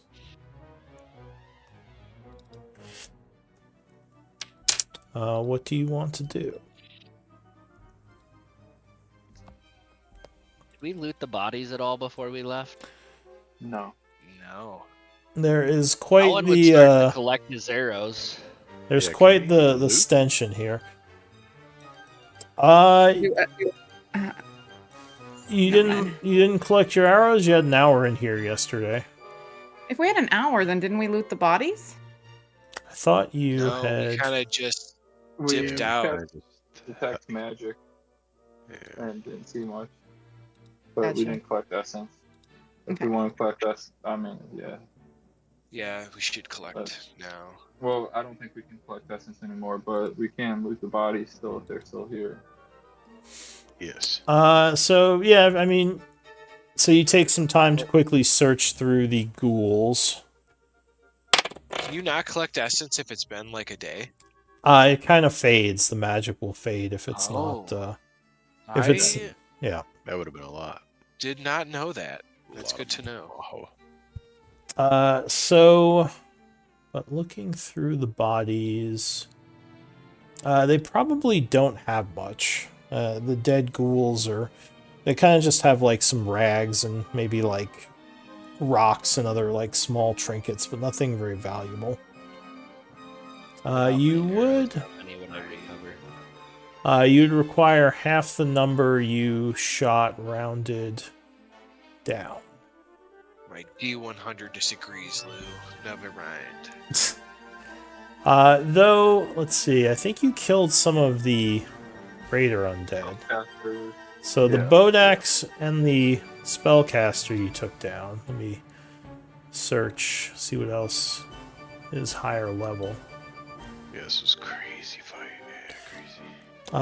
So you would find some stuff on some of the more powerful undead, which I will put in the chat. Nice, this big boy. Thank you, Quartermaster. I appreciate you logging everything for us. Yes, shatter. Just kidding. For the watch rotation, I'm going to sub, what's his name? Kudo in for Alduin. Yeah, that's fine. What? Watch rotation in the evening for when you take your watch. Gotcha.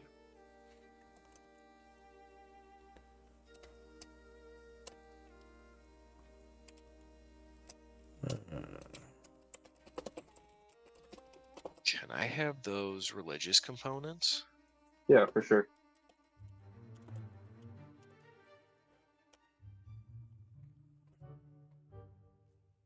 So that's kind of what you find on the greater undead.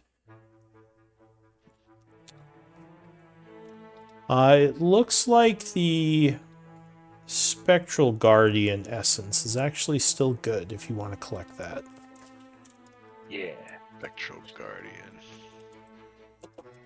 Now, do you have religious knowledge training? Yeah. Okay.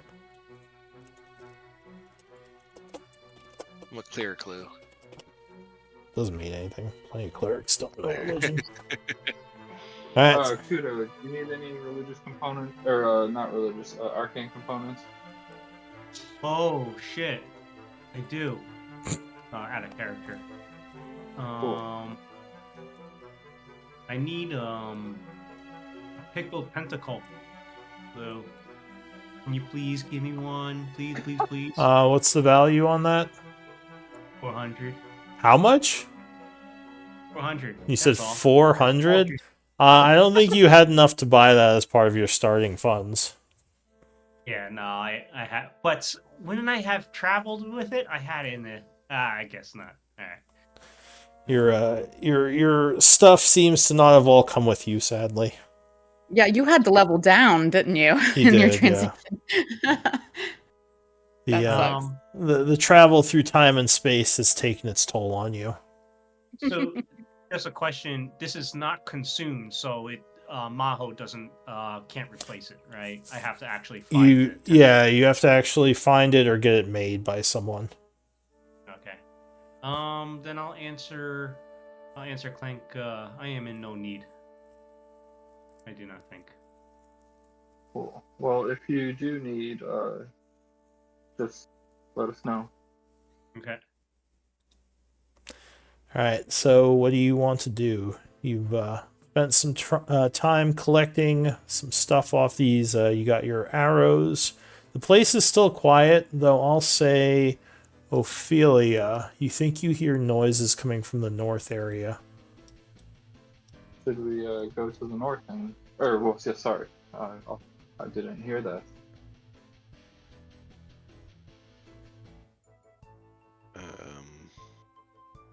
What do you guys want to do? Head to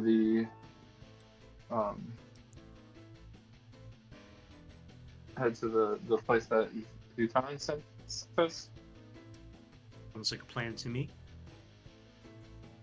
Cool.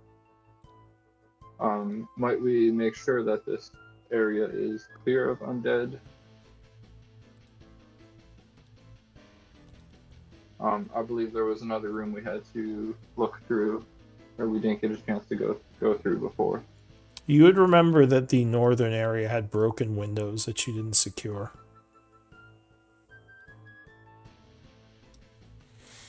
Let us secure it then.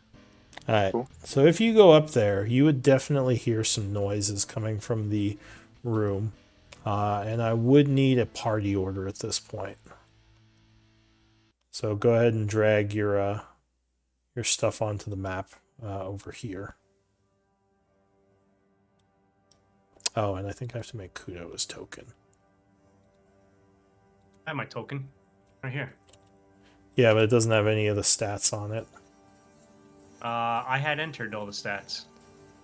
Well, I have to make it so it actually shows them on your token. Ah, gotcha. Like, you don't have sight or anything right now. I mean, you do have sight because the party token's out, but your token doesn't have sight. Do you have dark vision? I do not. I would cast light. Okay. Unless somebody was trying to sneak. Before we go to, I got a quick question for somebody else. I want to get a moment. All right. Just now. Yeah, go for it. I'm setting up his token anyway. Nick, how familiar are you with Emboldening Bond? Not super familiar. Yeah, just from our fight, I guess. Okay. I'll link it for you so you can see. There's two main things that you need to know. First one is you have to call it out because you only get it once per turn, not per round. So like once on your turn and then once on an enemy's turn, right, if they attack you, you can add a d4 to like an attack roll, ability check, or saving throw. It lasts for 10 minutes, so it can be up for quite a while. Just make sure like you have to keep calling it out. Because it's not like Bless, it doesn't automatically apply to everything. It's only once per turn. The second thing is the protective bond. Me, you, and Clank, with that, if we're within 30 feet of each other, we can teleport to each other and take the damage.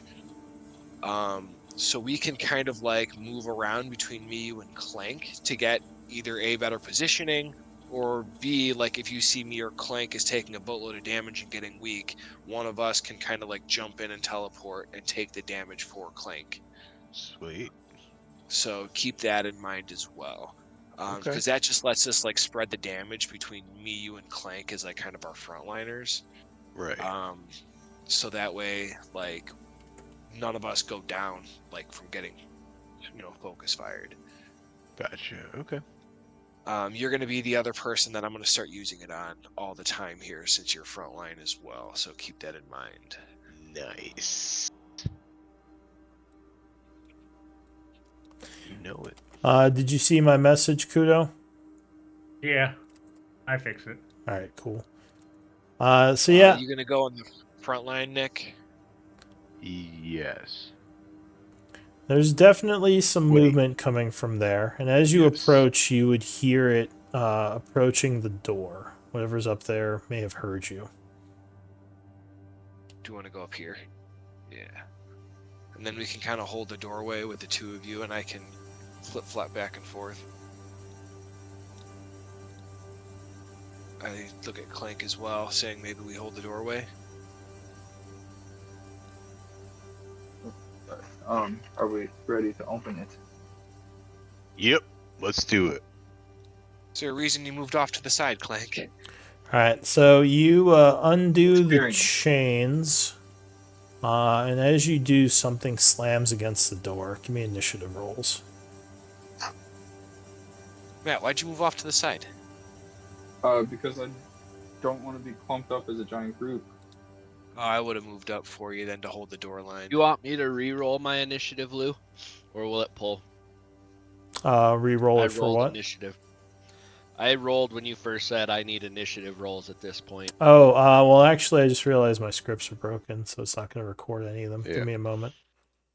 And Oh, maybe that's why it Clank- didn't subtract my spell when I cast. Yeah, probably. Let me restart my Clank and Hiei, you guys API also have the scripts. emboldening bond little symbol. It's a remember. little yellow book with stars.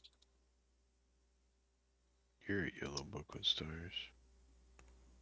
Bump it Thanks, up. bud. Yes, Ophelia, I am not comfortable being so clumped up with so many of us. Fair enough. I was thinking we could hold the line and protect our back line, but I will try to Wait, cover when are you for gonna you. give me plate armor plus What else 1? do you want now, I beggar? need plate armor plus 1. Well, you have adamantite chainmail right now. That's pretty good, I guess. AC 16. Can't get crit. Alright, so go ahead and give me initiative Yeah, I rolls. can't get critted. It's pretty good. It's pretty Alright, new amazing. initiative rolls. Yeah, No? sorry about that. If you don't see yourself on the initiative tracker, which I don't think it recorded your initiatives. Oh, god damn.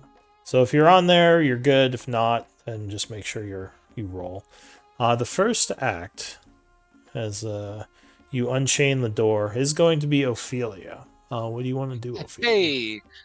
Well, I am immediately going up here. Yeah. I am going to cast Detect Spirit magic. Guardians at level 3. Alright, so radiant energy pours forth from you. My aura.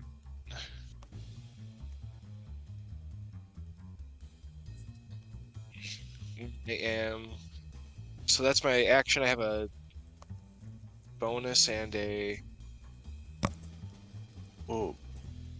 item, right? Can I use an item to open this door? Yes. So is that what you're doing? Yeah, I'm gonna item and open the door.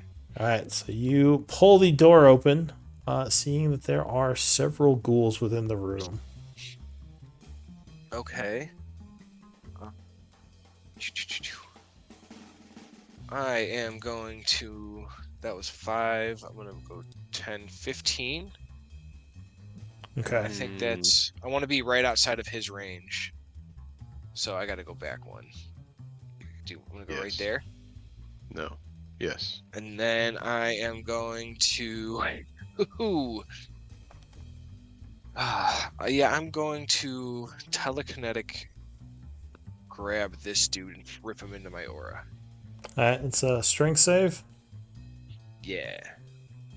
Alright, so he would fail being pulled in.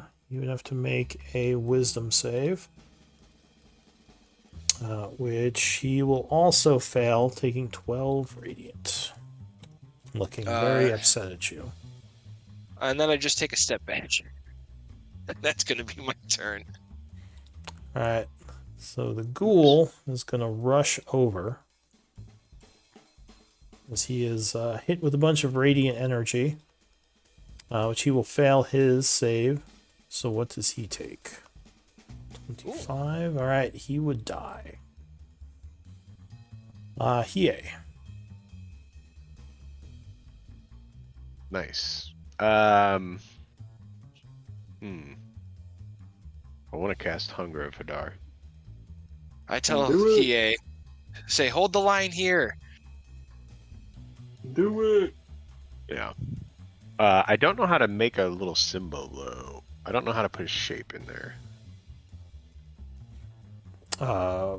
Well, Hunger of radius Hadar sphere. is a 20-foot radius, so you just look for the 20-foot radius in the journal under spell effects. And you can pull it onto the board.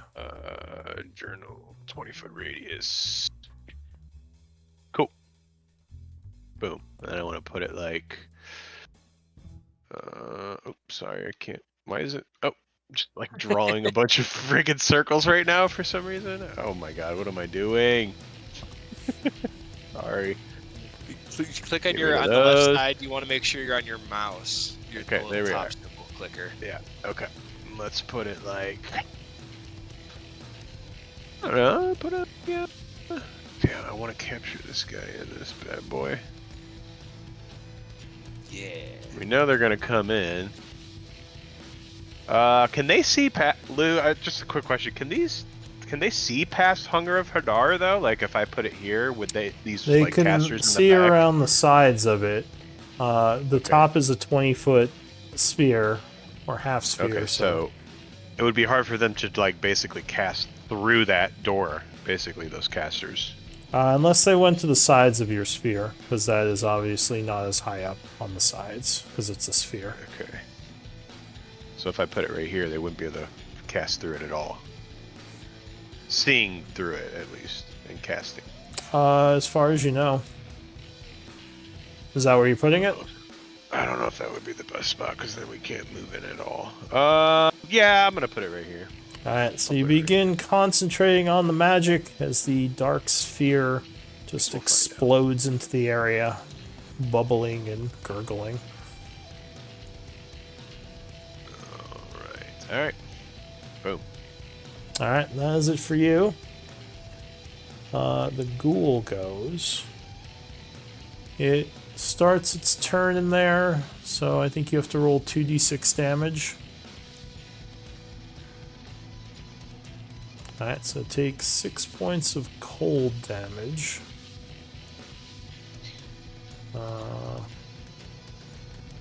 Alright, yeah, 6 cold. And it is going to rush forward, entering the radiant energy. Yeah. It's going to be a... That was the idea. Wisdom save. Which it will fail, and that will kill it. Yeah. Okay. Kudo. So you cannot see into the room anymore. Yeah, it's just all dark over there. Sorry, guys. I will shoot at this guy with disadvantage. Alright, so you listen for his movement and try to fire into the darkness. I'll move up to get a clear shot. And actually it would be a wash because neither of you can see each other. Oh, okay. So he can't... Oh yeah, that's right. Yeah, No, 20 will strike him, burning him for 10 points. Oh, nice. How much movement did I use? I was over here. I got 10 more movement. Alright, cool. That's my turn. Alright, Alwyn.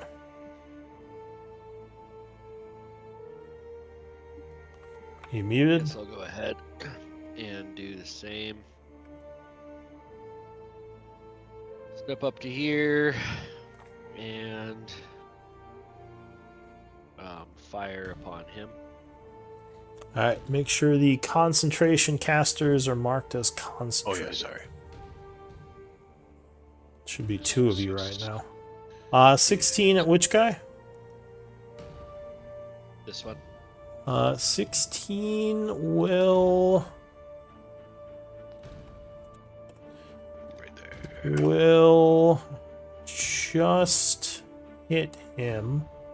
Do you ignore cover, though? I always forget if you have sharpshooter.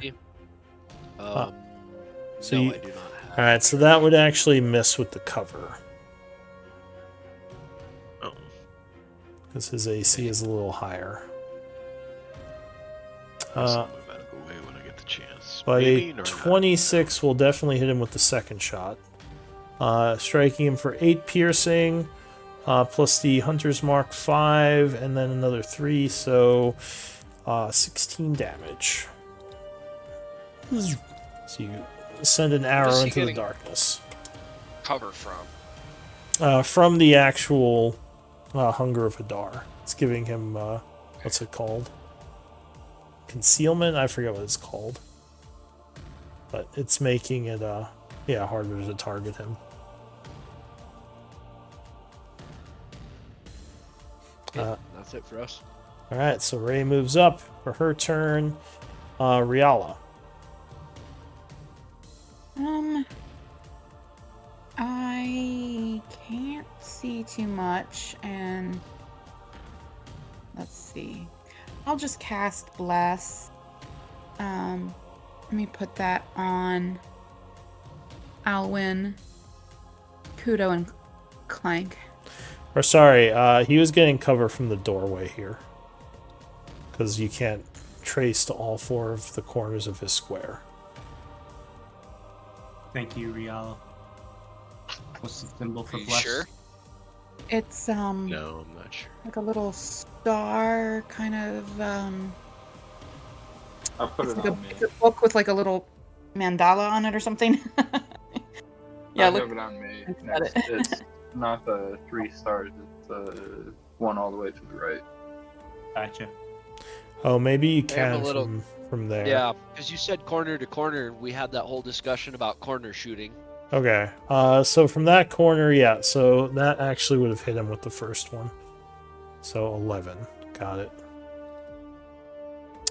Sorry, I just wanted to make sure that, like, we're playing as I understood it. I wanted to, if I was wrong, I wanted to correct it.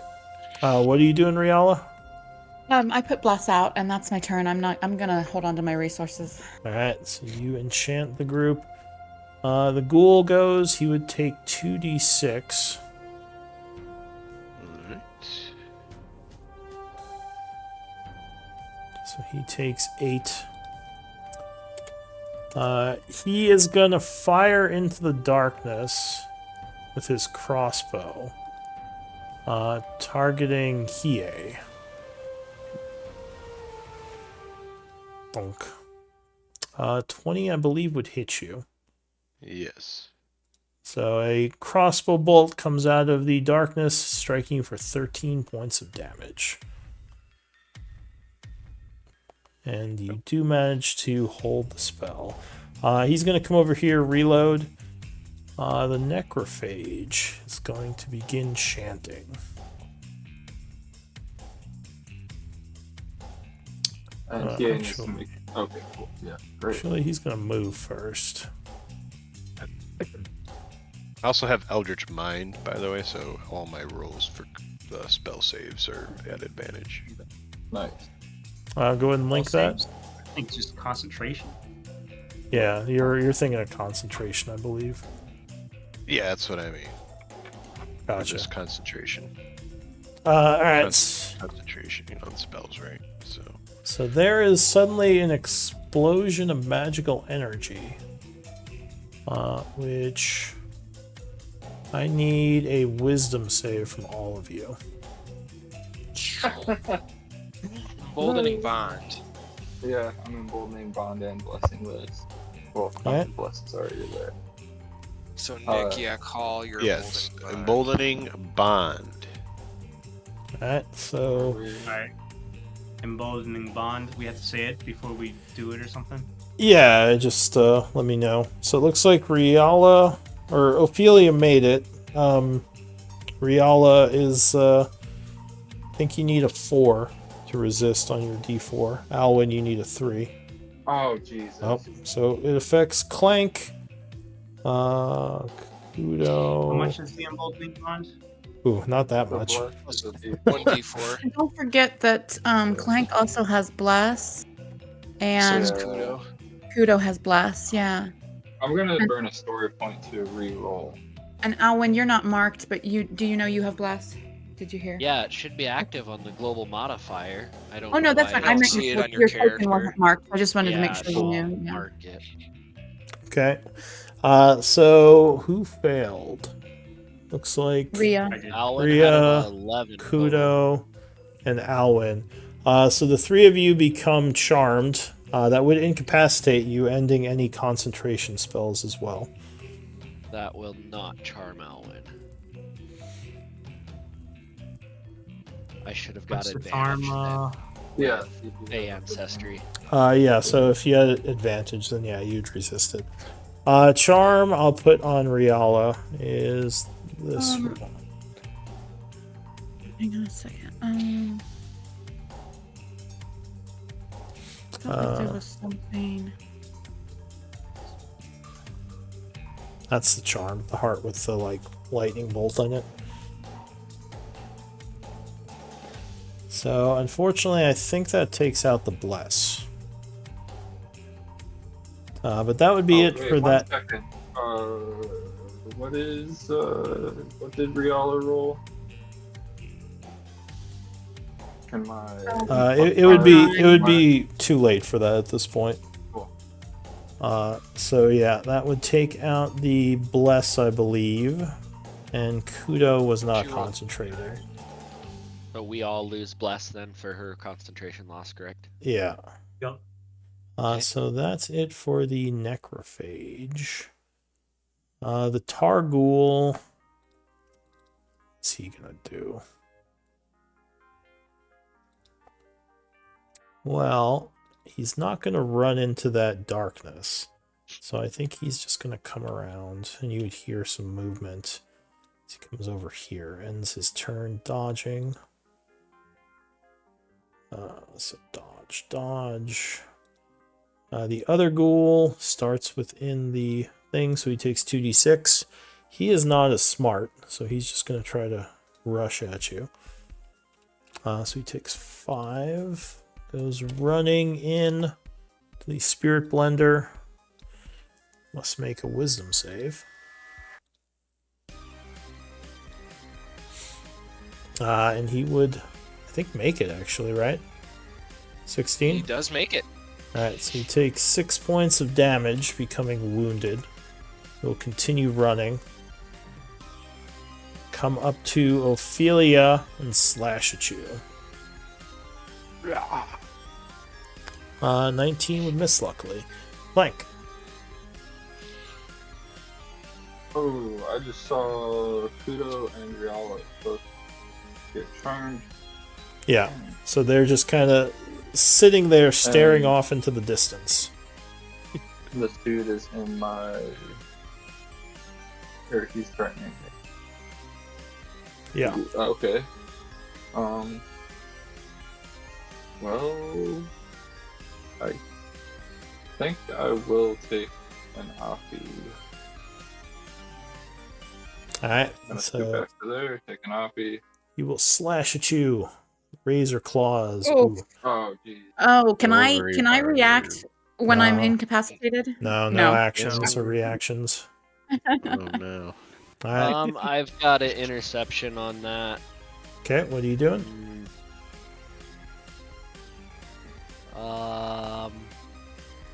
Oh, I've got to be within 5 feet. He's not within 5 feet, right? And you would also have had to do it before the roll. Because it gives disadvantage. Once the roll's made, you can't give him disadvantage.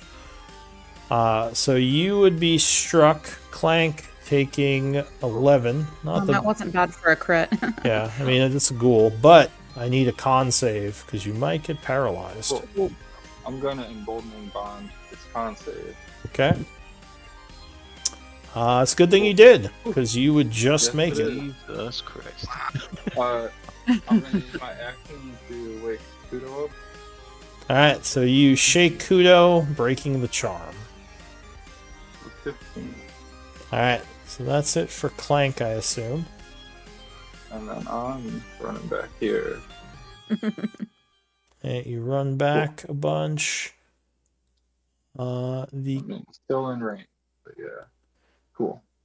The ghoul is going to cast another. The other ghoul is going to cast another one of those. So I need some more wisdom saves from the Emboldening bond. Yes, emboldening bond. Let's see. So yeah, you would still all be within it. Or wait. Actually, Riala would not be at this point. Well, I'm still charmed anyway, so he Oh, probably yeah, true. wasn't targeting me. Does the second charm shake the first? No, just kidding. It does not. Yeah. Dude, Clank, these emboldening bonds helping you out, buddy. Yeah, they are. Alright, so it looks like Alwyn got charmed there. Nope, advantage 18. Alright, advantage because you're elf. Alright, everyone roll. Yes, I did, yeah. 21. Alright, so that is it for him. The large ghoul is going to take 2d6 at the start of his turn. He takes 8. Then he is going to run in here, which will trigger your magic for a wisdom save, which will fail, so he takes 20. He is going to lunge at Ophelia. Clawing. 22 will strike you. Will. So out of the shadows, suddenly you are struck by a claw, doing 11 slashing, and a dex save, and a con save.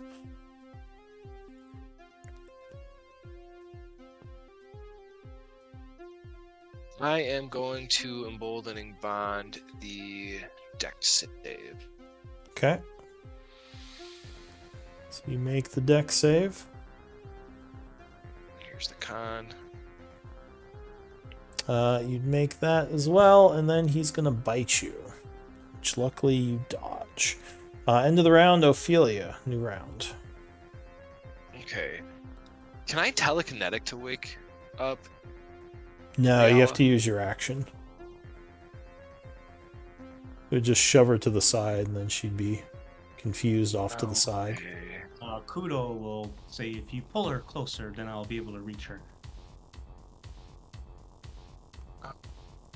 Yeah. I will go ahead and pull Rhea 5 feet closer. Alright, so being charmed, I assume she's not going to resist. Whoop. Can I resist if I'm incapacitated? I'm And it's, not sure, actually. Well, I'm not going to anyway. my main action dodge. And that's it. Alright, you take the dodge action. Hiei. How far did you pull me? I moved you. It was Just 5 feet.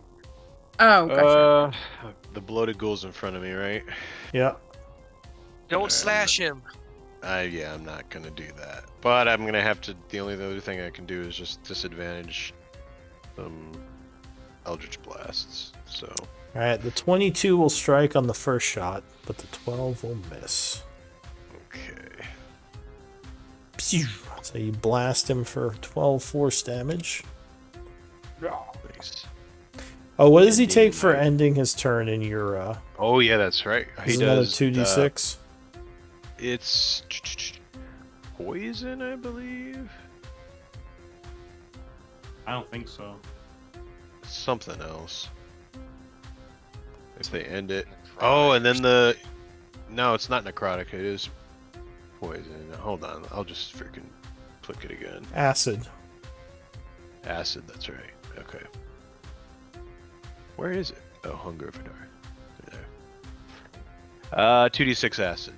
And then the other one didn't actually take it, the acid either. Alright, so that guy took 11 acid.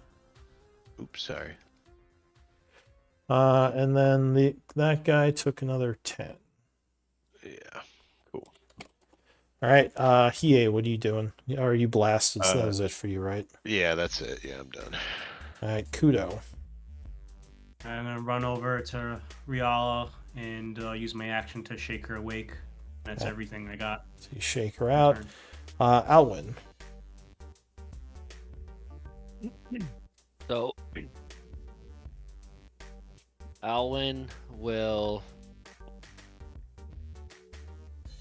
fire at this guy here in front of Hiei. Alright. You let loose a shot at him. Ooh, crit.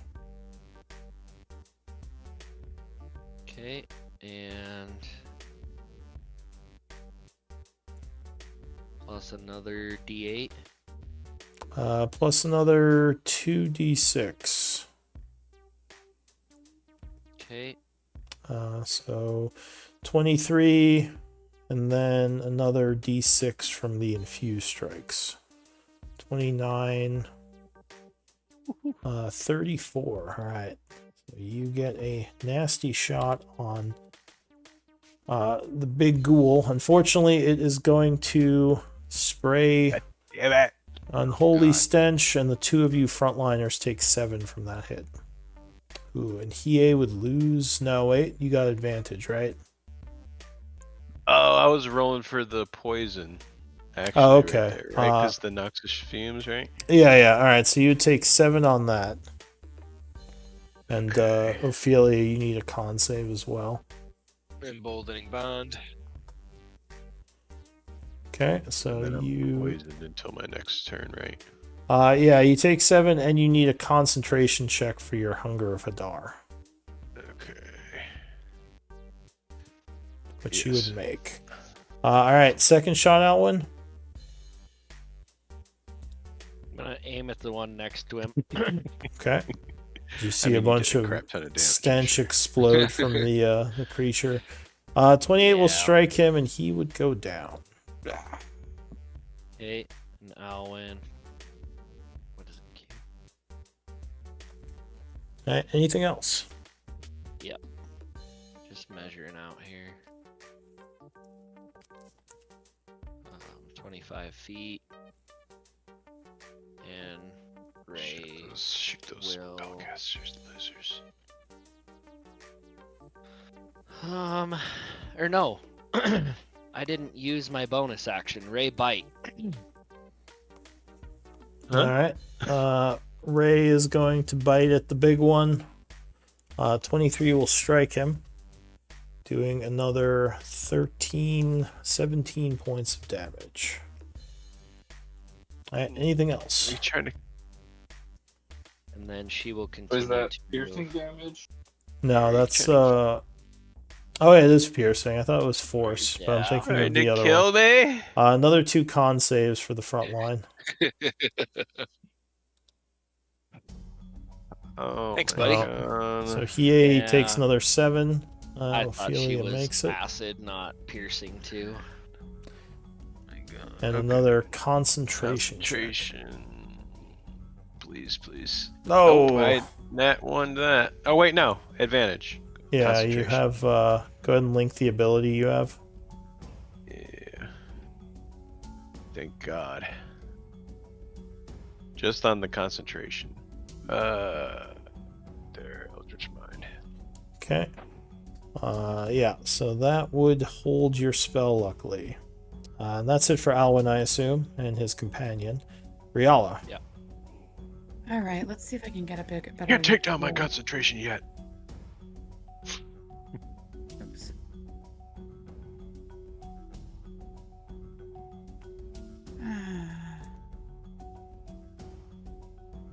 Okay, I'm gonna get some eyes on.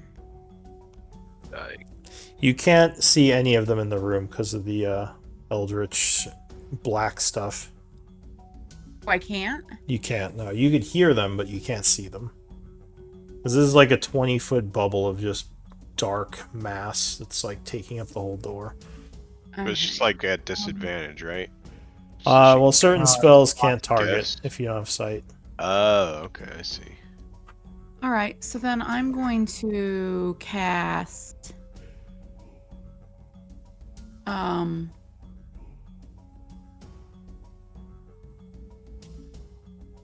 I can't see.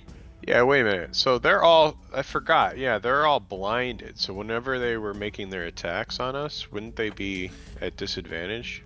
Yeah, but you can't see them either, so it's a wash. Oh, okay. I see what you mean. Yeah.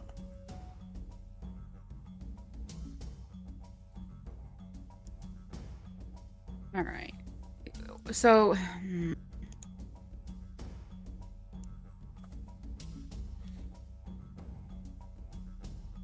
Point within range. I can't even see this guy.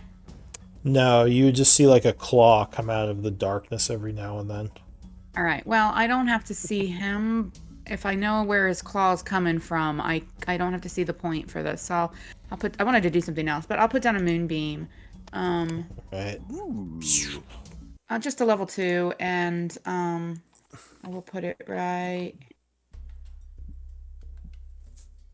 All right. So you put a bunch of radiant energy on him, which he will have that's to. Not right. He'll have to do a wisdom save on his turn, I believe, or con save. Yeah, con save. And that's all I can. All right, so you are concentrating on that.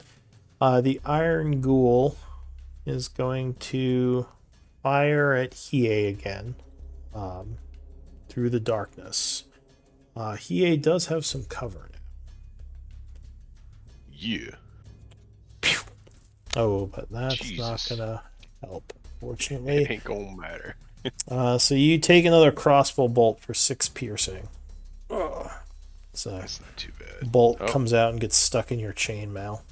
I'm having trouble clicking. I'm just gonna move this real quick, and then -7. You said? Oops. 6. -6. Okay. And I think that does put him to wounded. And I'm gonna make it so only Riala controls the moonbeam. Alright, let's see. Alright, so the Iron Ghoul is reloading. The Necrophage goes. At this point,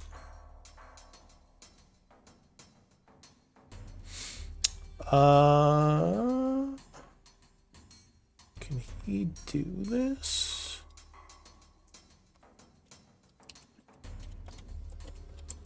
I think he can. I don't think he needs sight. So you hear some chanting. House rules. Yeah, it doesn't say, it just says within range. It doesn't say he needs sight. House rules. What level is your spirits, Riala? Your guardian, or your energy? Ophelia? Or Ophelia, yeah. Level 4. Okay, so he is attempting to dispel magic you. Oh, he does. So you suddenly feel the magic leave as the spell is disrupted. Beep, beep, beep, beep. Okay. Oh, shit. That's it for him. Another ghoul does something. And I'm no longer concentrating. No, you are no longer concentrating. He's gonna wait for now. This ghoul is dead. Clank. I'm going to throw a ray of frost on that dude there. Alright. So you blast into the darkness, but 11 is not enough. And then shooting back a bit more. Alright, you back up. The other Necrophage ghoul, Hunger of Hadar, is a 3rd level, right? Yes. Alright, he is going to dispel your hunger. Counterspell? You can't, you couldn't see him. Okay. But that would be it for him. The bloated ghoul starts in the moonbeam. So he has to do a con save, I believe. 19 make it, so he takes 6, right? Yes. Okay. Annoyed by all of this, and actually now that you can see him, he is badly wounded. He is going to attempt to grab Ophelia. Doing an athletics, which you can counter with acrobatics or athletics. I'm going to emboldening bond this as well. It's probably a good idea. You said acrobatics or athletics? Yeah, to counter his grab. Ooh. D4. Ooh. Ruh-roh. Well, let's see. God. Athletics. Oh, no, he grabbed you. And he is going to back up, pulling you into the moonbeam. So I need a con save. I'll drop concentration. All right. Oh. Could, it's probably too late to do something. Yeah, if you were reactioning, it would be too late. So you're going to drop it as soon as he's about to drag her in? Yeah. All right. As soon as I see her going in, yeah. So he's going to pull her to there then and just try to take a bite out of her. For a second attack, luckily 21 would just miss, ending his turn. New round, Ophelia. So you are grabbed. So how do I break a grab? You have to use your action to make an acrobatics or athletics opposed by him.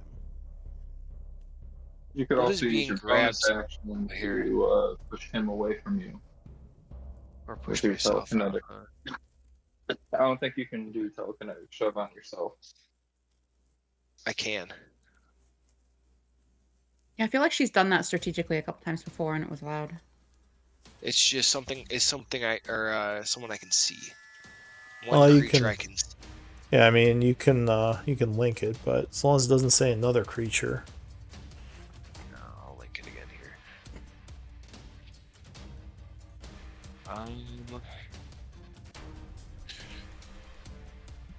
Okay, yeah, I am going to shove myself bonus action telekinetic. Okay. You can shove yourself? Shove myself 5 feet this way. And break the grapple.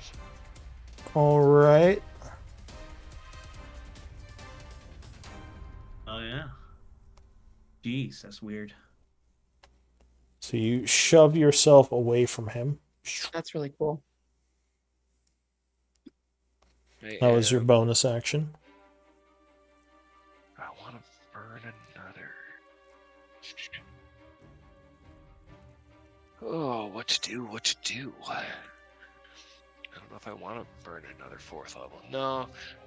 I am just going to Blessed Flame. I'm not even gonna waste on. Yeah, I'll do it on Chunky Boy. All right, you cast Blessed Flame, or Sacred Flame. So deck save. So he tries to jump out of the way. He will not, so he takes 9 points. Plus 4. All right, 13. And then I am going to move up.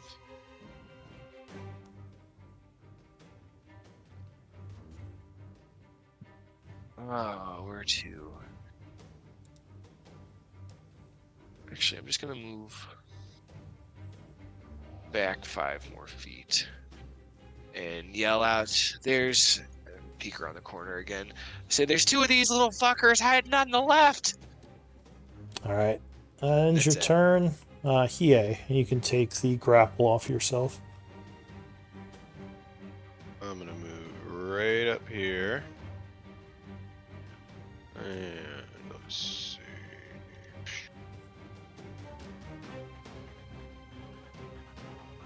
That would hit me. Wait. Fuck. I guess for right now, I'm just gonna E-blast this guy. The, ghoul. Which one? The loaded ghoul.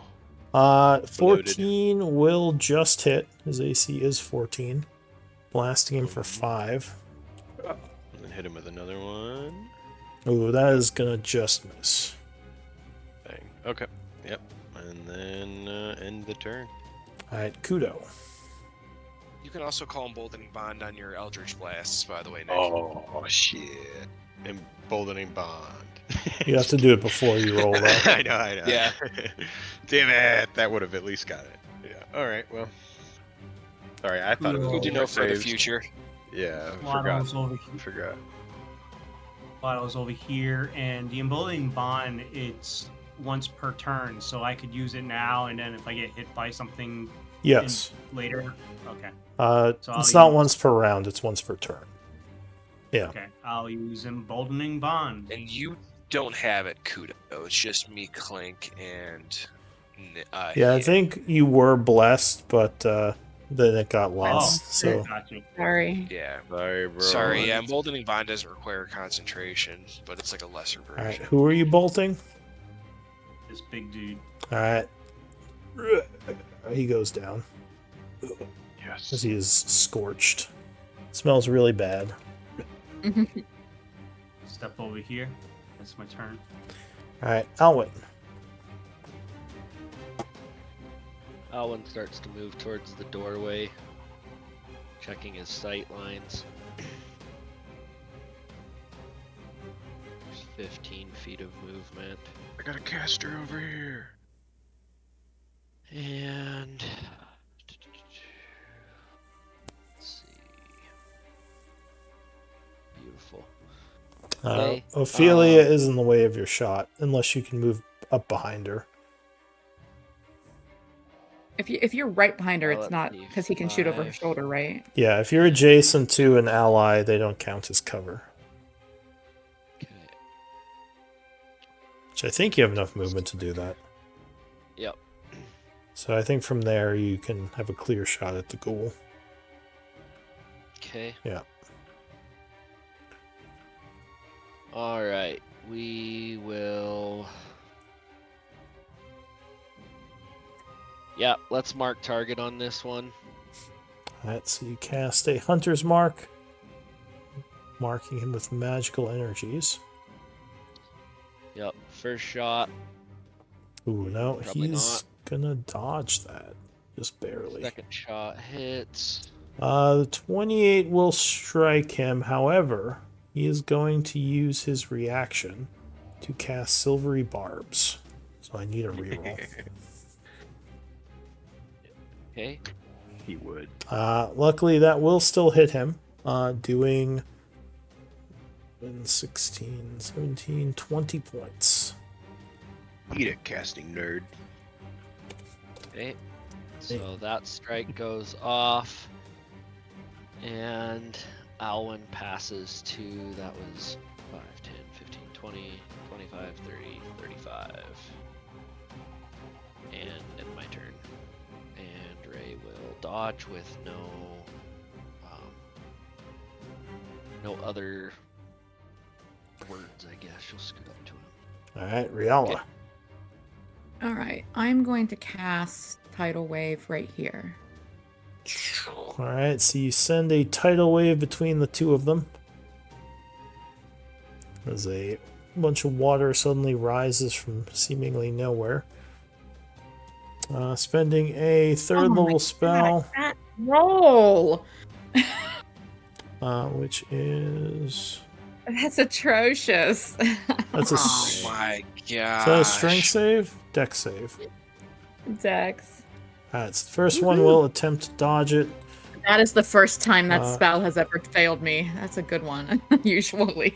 You will fail, taking 9 points of damage and becoming prone.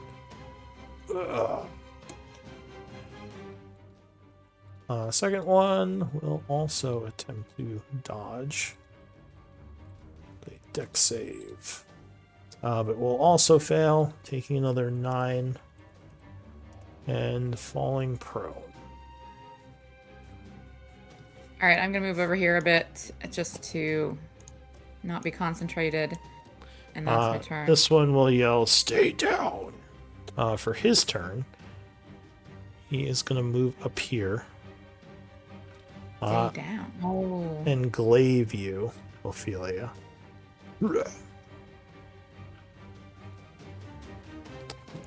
Doing a double attack. Oh, yeah, 24 is going to hit you. Striking for 13 slashing. Second attack. Oh, yeah, so he lands 2 hits on you with the glaive, hitting you for a total of 25 damage. He seems more skilled than the other ghouls. He says, Isaac will not suffer the living again. That's it for him. This guy listening to his boss is going to crawl up this way. And he's going to fire some magic missiles at Hiei. Oh wait, I'm not even concentrating. My bad. Oh, are you not concentrating? Not anymore because of the Hunger of Vidar is gone. Oh, well, hang on a sec. You might do something else then.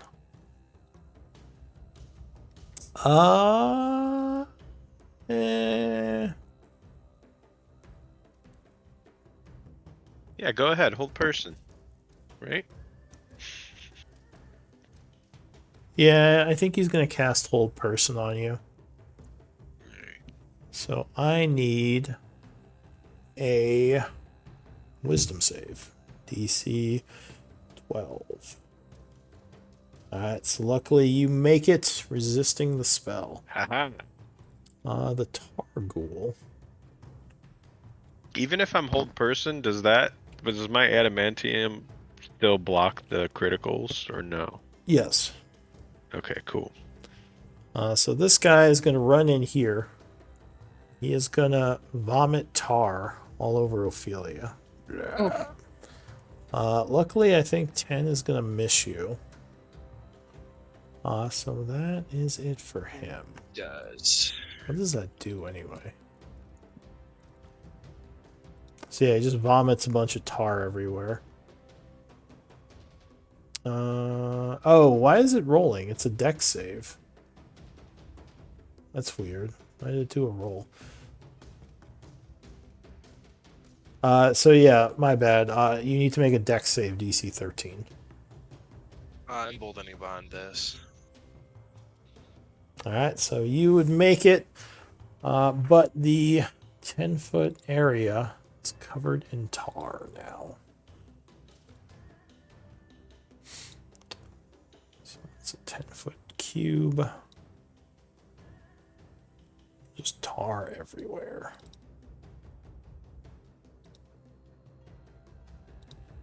Do we know what tar does? Is it difficult terrain or is it worse? It looks really sticky. You're not sure what else it does besides that, but yeah, you would guess it's difficult terrain. Okay. You would guess it's flammable, yeah. So that's it for him. Clank. Actually, yeah, you're trained in Arcana, right? Yep. Give me an Arcana check. I'll give you a free Arcana check on tar. It's more alchemical. Do you have alchemy? Nope. Alright, well, I'll say with a 17, you know that yes, tar is flammable. Cool. Oh boy. So, whoopsies. I'm going to use precasting and Misty Step to poof up here. And then I am going to run, or wait, I actually wanted to poof over here, and then I will run I mismeasured. I wanted to poof. Whoopsies. Right there. And run over here using 15 feet of movement. I'm going to try to punch this guy twice. Okay. Good job. You hit him with the crackling thunder gauntlets. Yeah, 22 will strike him. Hitting him for 9. Second attack. Yeah, 18 or 20 will strike him again, doing another 14. And then bonus action, I'm going to poof back to 15 feet away and go back 10 feet. Okay. That's it for you. The other ghoul who's prone is going to, I think, hit Ophelia with a hold person. Chanting, it would cast Hold Person on you, Ophelia. Give me a Wisdom save. And obviously, Emboldening Bond. Okay. Ooh. Oh! What do I have to get? Hang on. Is the DC of these? That was really bad. 13. Ooh, you are missing.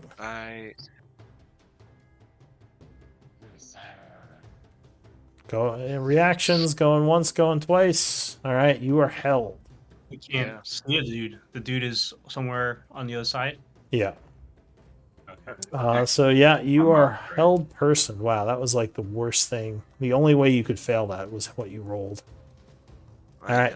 So you are held, and he is concentrating. And he's going to stay prone, ending his turn. The bloated ghoul is dead. So into the new round, Ophelia. You are held, but you do get another wisdom save at the end of your turn. Yeah, Emboldening Bond. I mean, you're going to make it. Yeah, so you are no longer held. Unfortunately, you cannot move for now. So that was at the end of your turn. Hiei.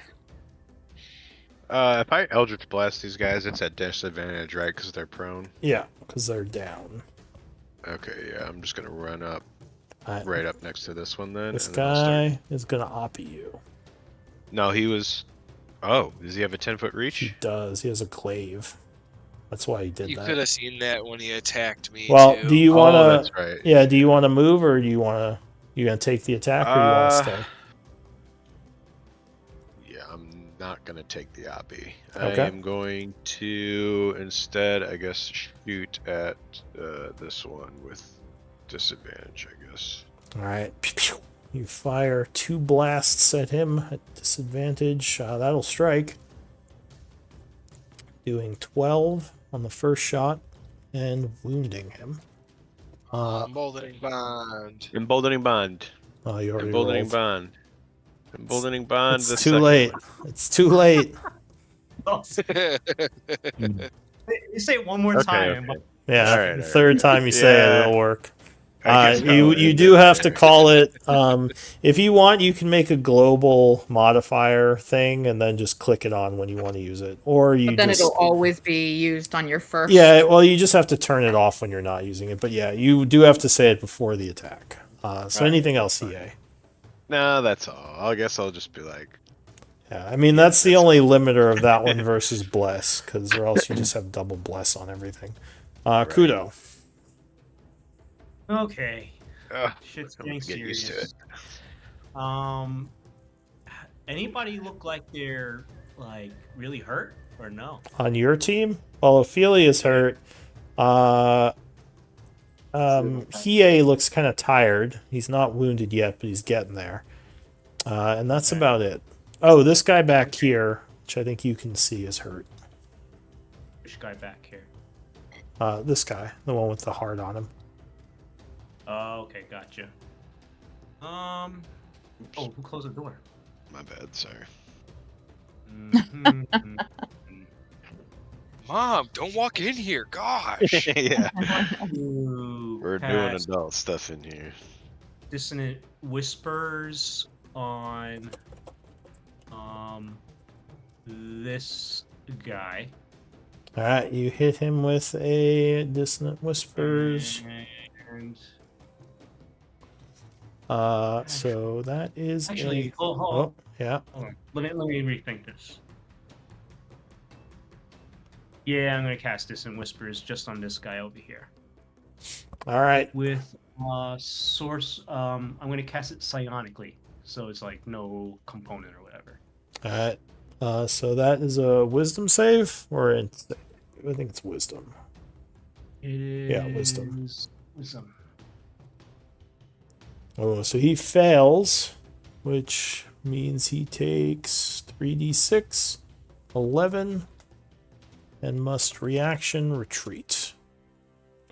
Yep.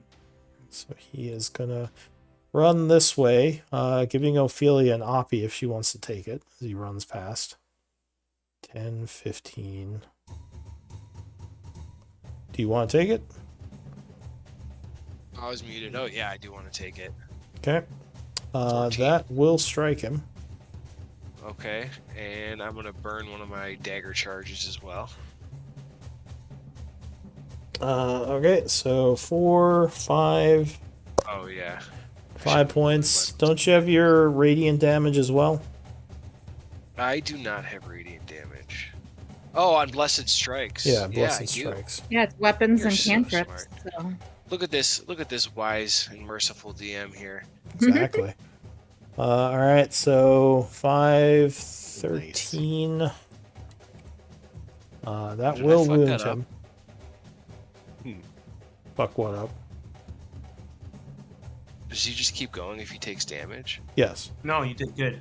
Good job. 10, 15, 25, 30. So he runs back to here. That is it for Kudo. That is, I'm gonna step up and just keep an eye on these spellcasters. That is my turn. Alright, Alwyn. Whose lightning is this? That's a bunch of tar on the floor. Okay, so The- Alwyn steps up next to The tar ghoul spewed it. Kudo. I am not crossing into it. I'm going down here. Okay. Ooh. Ooh, peekaboo. You do have a clear shot on the tar ghoul from there.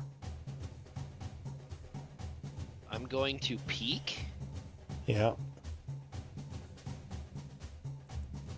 Is he still up, the one that I initially marked, or did he go down? No, he's still He's up. up. He's wounded. He's prone, also though. Yeah. Sorry, I didn't think okay. about that when I did Ice Storm. Yeah, that's okay. So, if Alwyn Or- peek in or- the corner, he away. decides to stay where he's at. He's just going to make straight shots at this feller Alright. with the face. Oh, Yeah, that's going to hit. merciful heavens. So, And then 2d6.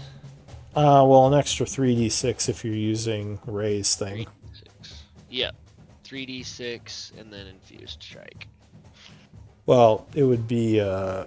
Oh, included with that. Okay. So each of those is a d6, so you just double each one. So that would just be, okay, so yeah, you did it right.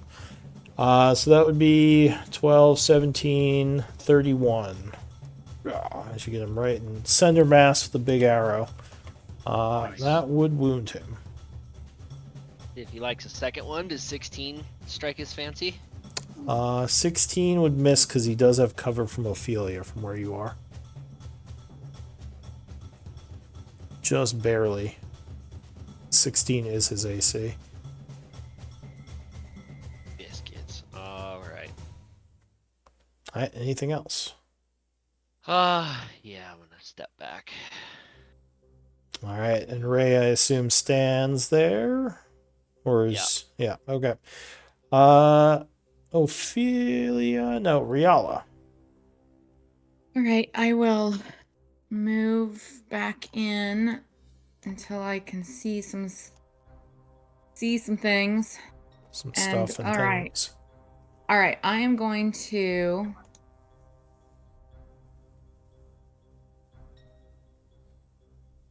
cast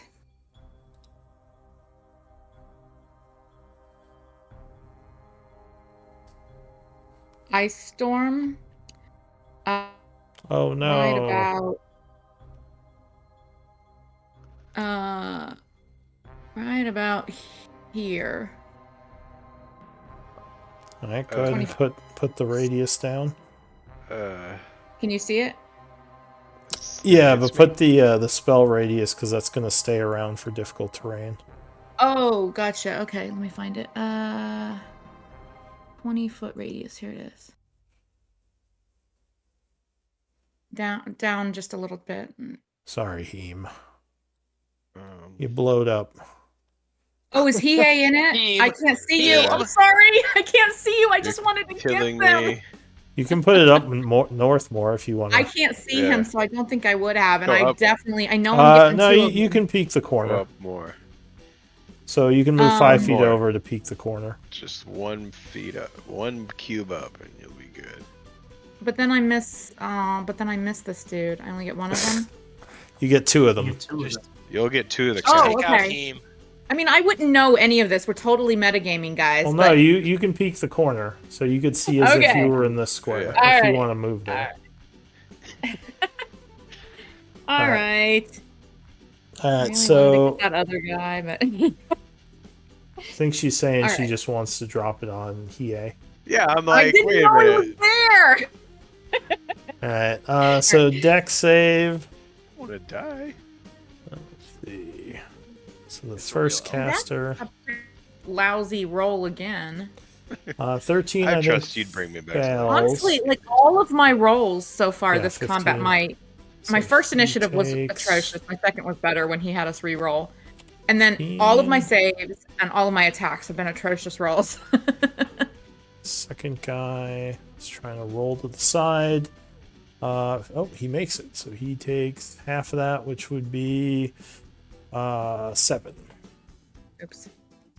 And there's a bunch of sleet everywhere, making that difficult terrain. And I assume that's it for you? Yeah, I'll move back a little bit. That's my turn. Alright, the Iron Ghoul is going to turn around and swing at Hiei. So he does a double glaive swipe. 16, I think, misses. You have a shield? Yeah. So wait, shield's +2. Why does it say you're 19? Wouldn't you be 18? Defensive fighting style. Oh, you part paladin, that's right. Yes. Second swing. Oh, dodges again. That's it for him. The Necrophage Ghoul is going to...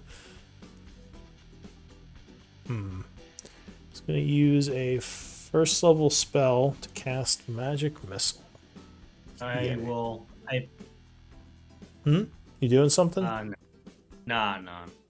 Alright. You So, shouldn't tell me to level. That's kind of I can't not metagame, but yeah. yeah, I guess I gotta remember that you can counter. So yeah, you are shot with some magic missiles. Plus 1. Taking 15 damage. And then he's just gonna stay down in the snow. The Did you say in the snow? Oh, that's right. There's the there's a sleet. bunch of Okay, yeah. snow up there. This guy is going to cackle maniacally as he snaps his fingers and suddenly catches on fire. Running into the tar. The tar is now burning. No. Let's see.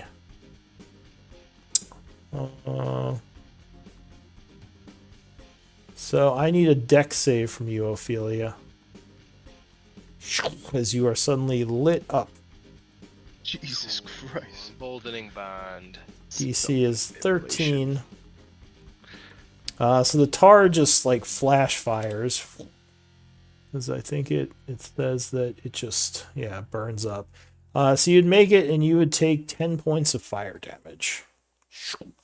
Because I don't have it set to roll, so it just did the average. After that, he is going to end his... I think he's going to... Oh, he still has his action. So he's going to swipe at you. So Oh no. bites. It's missed. 18 will miss. And it does a claw attack. Oh, which will miss, luckily. Oh. And that will end its turn. I know we're a little over time, just finishing the round out. Clank. Alright. Shit, I didn't even realize we were that close to being over. What you going to do? I'm hurting. Running over here. Oh, he was attacking at disadvantage, but I don't think it mattered. We missed both, so I'm punching the dude next to Ophelia. Woo, baby. Alright, Yeah, you punch the boy. tar Big ghoul. ol' crit. As you strike him, you would take 3 fire damage. No. Cool. But you hit him for 13. Second attack? He is badly wounded from that. I'm assuming I'll take 3 fire damage again. Yeah, 13 will strike, and you would take another 3 fire. Shh. But that will bring him down. Yes, good. Nice job, Clank. And I'll bonus action give myself some temp HP with the defensive field. Alright. The other necrophage ghoul. Did you take 15 damage, Heem? He? From what? He, her, they, them. You got magic missile. 15 damage. Oh, I thought that was aimed at someone else. Okay, That was my at bad. you. Oh my god. So you would look, yeah, you would look wounded now. And this one is going to fire a magic missile as well at you. That's what I thought, yeah. Pew, pew, pew. Oh, another 15. Oh, Ouch. yeah, I'm pretty fucked up. Pretty fucked up, boys. Alright, and that's going to be a new round, but we are going to have to stop there. Let's do MVP votes. MVP. This is always so hard. And Hiei is, yeah, he got blasted a bunch by those 2 prone guys. It's like did our job as the front lines, though. It's the cost of doing business. It's like those Helldiver automatons. Hank didn't want to take any damage from me. He's like, oh, I'm going to watch Ophelia get fucked up. Yeah, he's like, I'm just going to fucking run away. Look, Clank has his own tactics he's doing. Notice he's not wounded yet, so, you know. Like a repeat he could take some of the damage for us. He's like, nah, dude, they're fine. She's almost dead. He's switching places with he's a mobile tank, okay? Not trying to take damage is also a viable tactic. It is. Yeah, and I was out of range. You guys like, there's a lot of zombies in there. I'm just gonna leave. At your health, that would be a good idea at this point. Yes, I would agree. I'm missing one person, I think. Who didn't vote? He's just like, Squawk, get the fuck out of there! Oh, Hiei, I need your vote. /WGM. Well, Rita's going to give up on offensive spells and heal Ophelia at this point because it's really not working out for me, this combat. Alright. Like, honestly, a tidal wave and an ice storm would take out a lot of normal enemies. Usually, without bad rolls. So, Kudo, you are the MVP. Congrats. Yeah. And welcome to the group. Welcome. Welcome, MVP. Good game, guys. Yeah, hopefully everyone had fun. And yeah, had a good night. We'll pick it up next Wednesday. I was really expecting Ophelia to and Hiei not run in there. Well, obviously you were wrong. Ophelia, in her defense, she did not run in there. She was dragged in there. Yeah. I don't know. Honestly, though, I don't know. Like, I don't know if the bottleneck worked well for us. Like standing in the doorway. No, it was working pretty well. Alwyn and I couldn't. Still doing all right. It's still. Alwyn and I had trouble. You were Alwyn and I both had trouble the first 2 rounds. Alwyn and I didn't have much to do because of the bottleneck. Yeah, it kept the magic missiles at bay though, as well as the ghoul's glaive.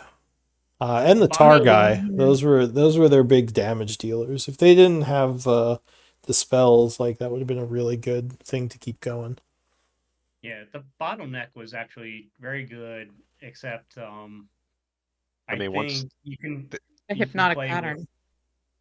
You can play with the door. You know, you get a free interaction every turn. So good to know. If you time it right, like you can kind of make it impossible for them to cast it past that door. But it's tough. It's not easier said than done. Yeah. Indeed. So yeah, I'm taking notes, but otherwise, all yeah. right, guys. I'll see you all next time. See y'all. Thanks, guys. Good night. Later. Night. Good night. I posted something in the chat, and I don't think you can shove yourself, but I didn't want to stop I didn't want to stop everything. That was always the ruling that I thought as well. Well, it says creatures you can see, which like technically. A lot of times it says other creatures or another creature. A lot of times it says that, you know. So the what I found is it says that, and you're totally right. But it says Oh, but how toward. do you towards or away from you? How do you move yourself away or towards yourself? Yeah. So when it says towards you or away from you, it seems to say that it has to be something. Oh, I didn't even see that part. Yeah, so if you are the point of origin, you can't. Yeah, that would make sense. All right, Ophelia's I nerfed. never seen it used that way, and it boggled my mind. But I let it go. No, I think Yeah. you're right. I didn't realize it said towards or away from you because that does make a difference. I only read the first part. I was just going by like I remembered your ruling before when she used it today, but I never actually read the wording either. That would I always appreciate how your soul rules as written, but man, that would be freaking powerful. But yeah, I mean, I it could is see that. a feat, but no, you're right. If it does mention towards or away from yourself, then yeah, that wouldn't work by rules as written. Well, if you could use it that way, then it's almost like a free disengage. It's almost like a bonus action. Like it Yeah. requires a bonus action, but then it's Yeah. like mobile, but then you get a +1 to a stat.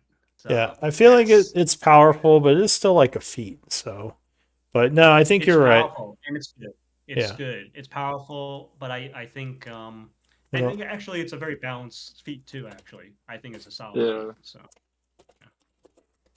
A bonus action is not cheap. All right, well, I'm But letting it's yeah, not Mikey cheap one know. unless session. you're um some classes don't have good bonus Oh, actions, though. A lot of classes don't yeah. actually. In fact, Yeah. I'm gonna put it in announcements.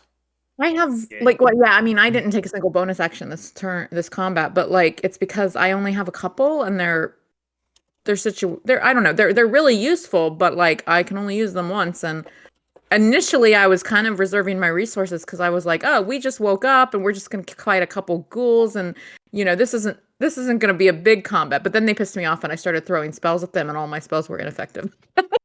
happens. I mean, it's a dice game, right? So like Yep. you just gotta roll with the punches. Like Yeah. I The play so many. 14 Sorry, go ahead. Go for it. Roll with the I know punches. I play so many games that have variants in it that I'm no longer surprised and like it's just part of it. You know what I'm saying? Yeah. Like also this like there is this theory where it's not even is it a theorem or something like that? I don't fucking know, but it's like this thing called like an illusion, and it's let me look it up. It's a statistical illusion, and you know, you definitely. I will look it up and find you the Wikipedia article, but I think it's a pretty good read when you play these kinds of games. Oh yeah, no, I mean I know that you're always going to have like but sometimes yeah, I I feel like there are it's with Roll20 when I've used real dice or other computerized dice rollers, it feels more random. With Roll20, like not that it doesn't feel random, and I'm not saying there's like a cheat or a bias or anything like that, but just That's like part of, when I have bad rolls, I have a lot of bad rolls in the same session. That's and what guess I've what? noticed with Roll20. That- Guess what? That is true random. It is Yeah. true random. In Right, fact, it right. Yeah. is very not random to have everything equally distributed. Yeah, You well, I know, mean the randomizer is what based on the clock of the computer, right? That's how well, the dice it work. depends. Well, you never know. It usually is dependent on a clock and what they call a seed, Yeah, and like it'll have this hash, and depending on those two things, it'll create a randomization. But the when people what people notice, and I there's a really good video about it from a pretty well known game designer, is that true random to most people doesn't feel like random. Is kind of I like can see the that. kind of thing No, about that it. makes total sense. Yeah. I just meant It ends up like being the when Lou had us re-roll initiatives because he had to reset his APIs or whatever. Um and I rolled a 14 the second time. That was my highest roll this session. My next highest was I think a 6. yeah. So you can read this Simpsons paradox, but people notice when things happen in clusters. No, that In makes complete reality, sense. You're absolutely right. People remember the anomalies and the the things I outside the still norm. remember when I rolled 3 natural ones in a row in Baldur's Gate as a bard to there you like go. do a romance check. I spent 3 of my points and I rolled 3 ones, and I was like, I'm not playing this game anymore. This is stupid. You know what's funny, Lou? You gotta roll 1,000 times. I'm just kidding. When we walked into that map that we were on tonight, the not like the room we were in before we went through the door that we opened to start the combat. There's like a skeleton in your like map graphic. Mm-hmm. And because I've been playing Baldur's Gate a bunch, my first instinct was to loot that stupid skeleton. Oh, in the church, like in your on your map. On your map, there's like a skeleton on the map graphic. I still don't like that natural 1 for skill check is auto fail in Baldur's Gate. I think that's dumb. You like that? I don't like it. I don't like it either. I feel like, yeah, even combat. Well, I mean, I'm more forgiving of it in combat, but I feel like if you're talented enough, like easy things should just be easy for you. Yeah, I mean, if you've got a plus, like if you've got a Like, plus, I don't mean, even I don't fail to above tie my shoes 1 out of 20 times. Like I'm pretty good at tying my shoes. I'm like, oh god, and just like fall over as soon as I get up, like 1 out of 20 times. Yeah. Just tie them together. Yeah. I like that you don't do critical fails on or successes, on skill checks. You just take the number that's rolled plus the modifier and you use it, apply it to the situation. I like that. I would be okay with critical fails and critical successes having other consequences and stuff in combat, like that some games use, some DMs use. But yeah, on skill checks, I agree. Like if you have a plus 16 in a skill and you've worked really hard to get your modifier that high, and then you have a 1 in 20 chance of like being pathetic at what you're good at, that sucks. Yeah, it's silly. I found a video. It's from Tim Kaine. He's one of the game designers of Fallout. And what happened was the guys kept coming back to him and saying it doesn't feel random. I noticed 2 things happened right back to back, and he's like, eventually what he ended up doing was what they wanted and what people wanted was a shuffler, and that's how they got around that, was a shuffler, not a randomizer. What's a shuffler? Anyways, a shuffler makes sure that things don't happen back to back. So yeah, it's like what Baldur's like the karmic dice. It's like what Baldur's Gate does, yeah. So you can't with the karmic dice. Okay, yeah. Where like if you've had a few successes, then it weights it, or if you've had a few fails, it weights it so that it doesn't, so it's not true random, isn't it? Something like that. At the previous, looks at the previous event, and then if it basically tries to get rid of the clusters, which everybody associates with non-random. But okay. Anyway.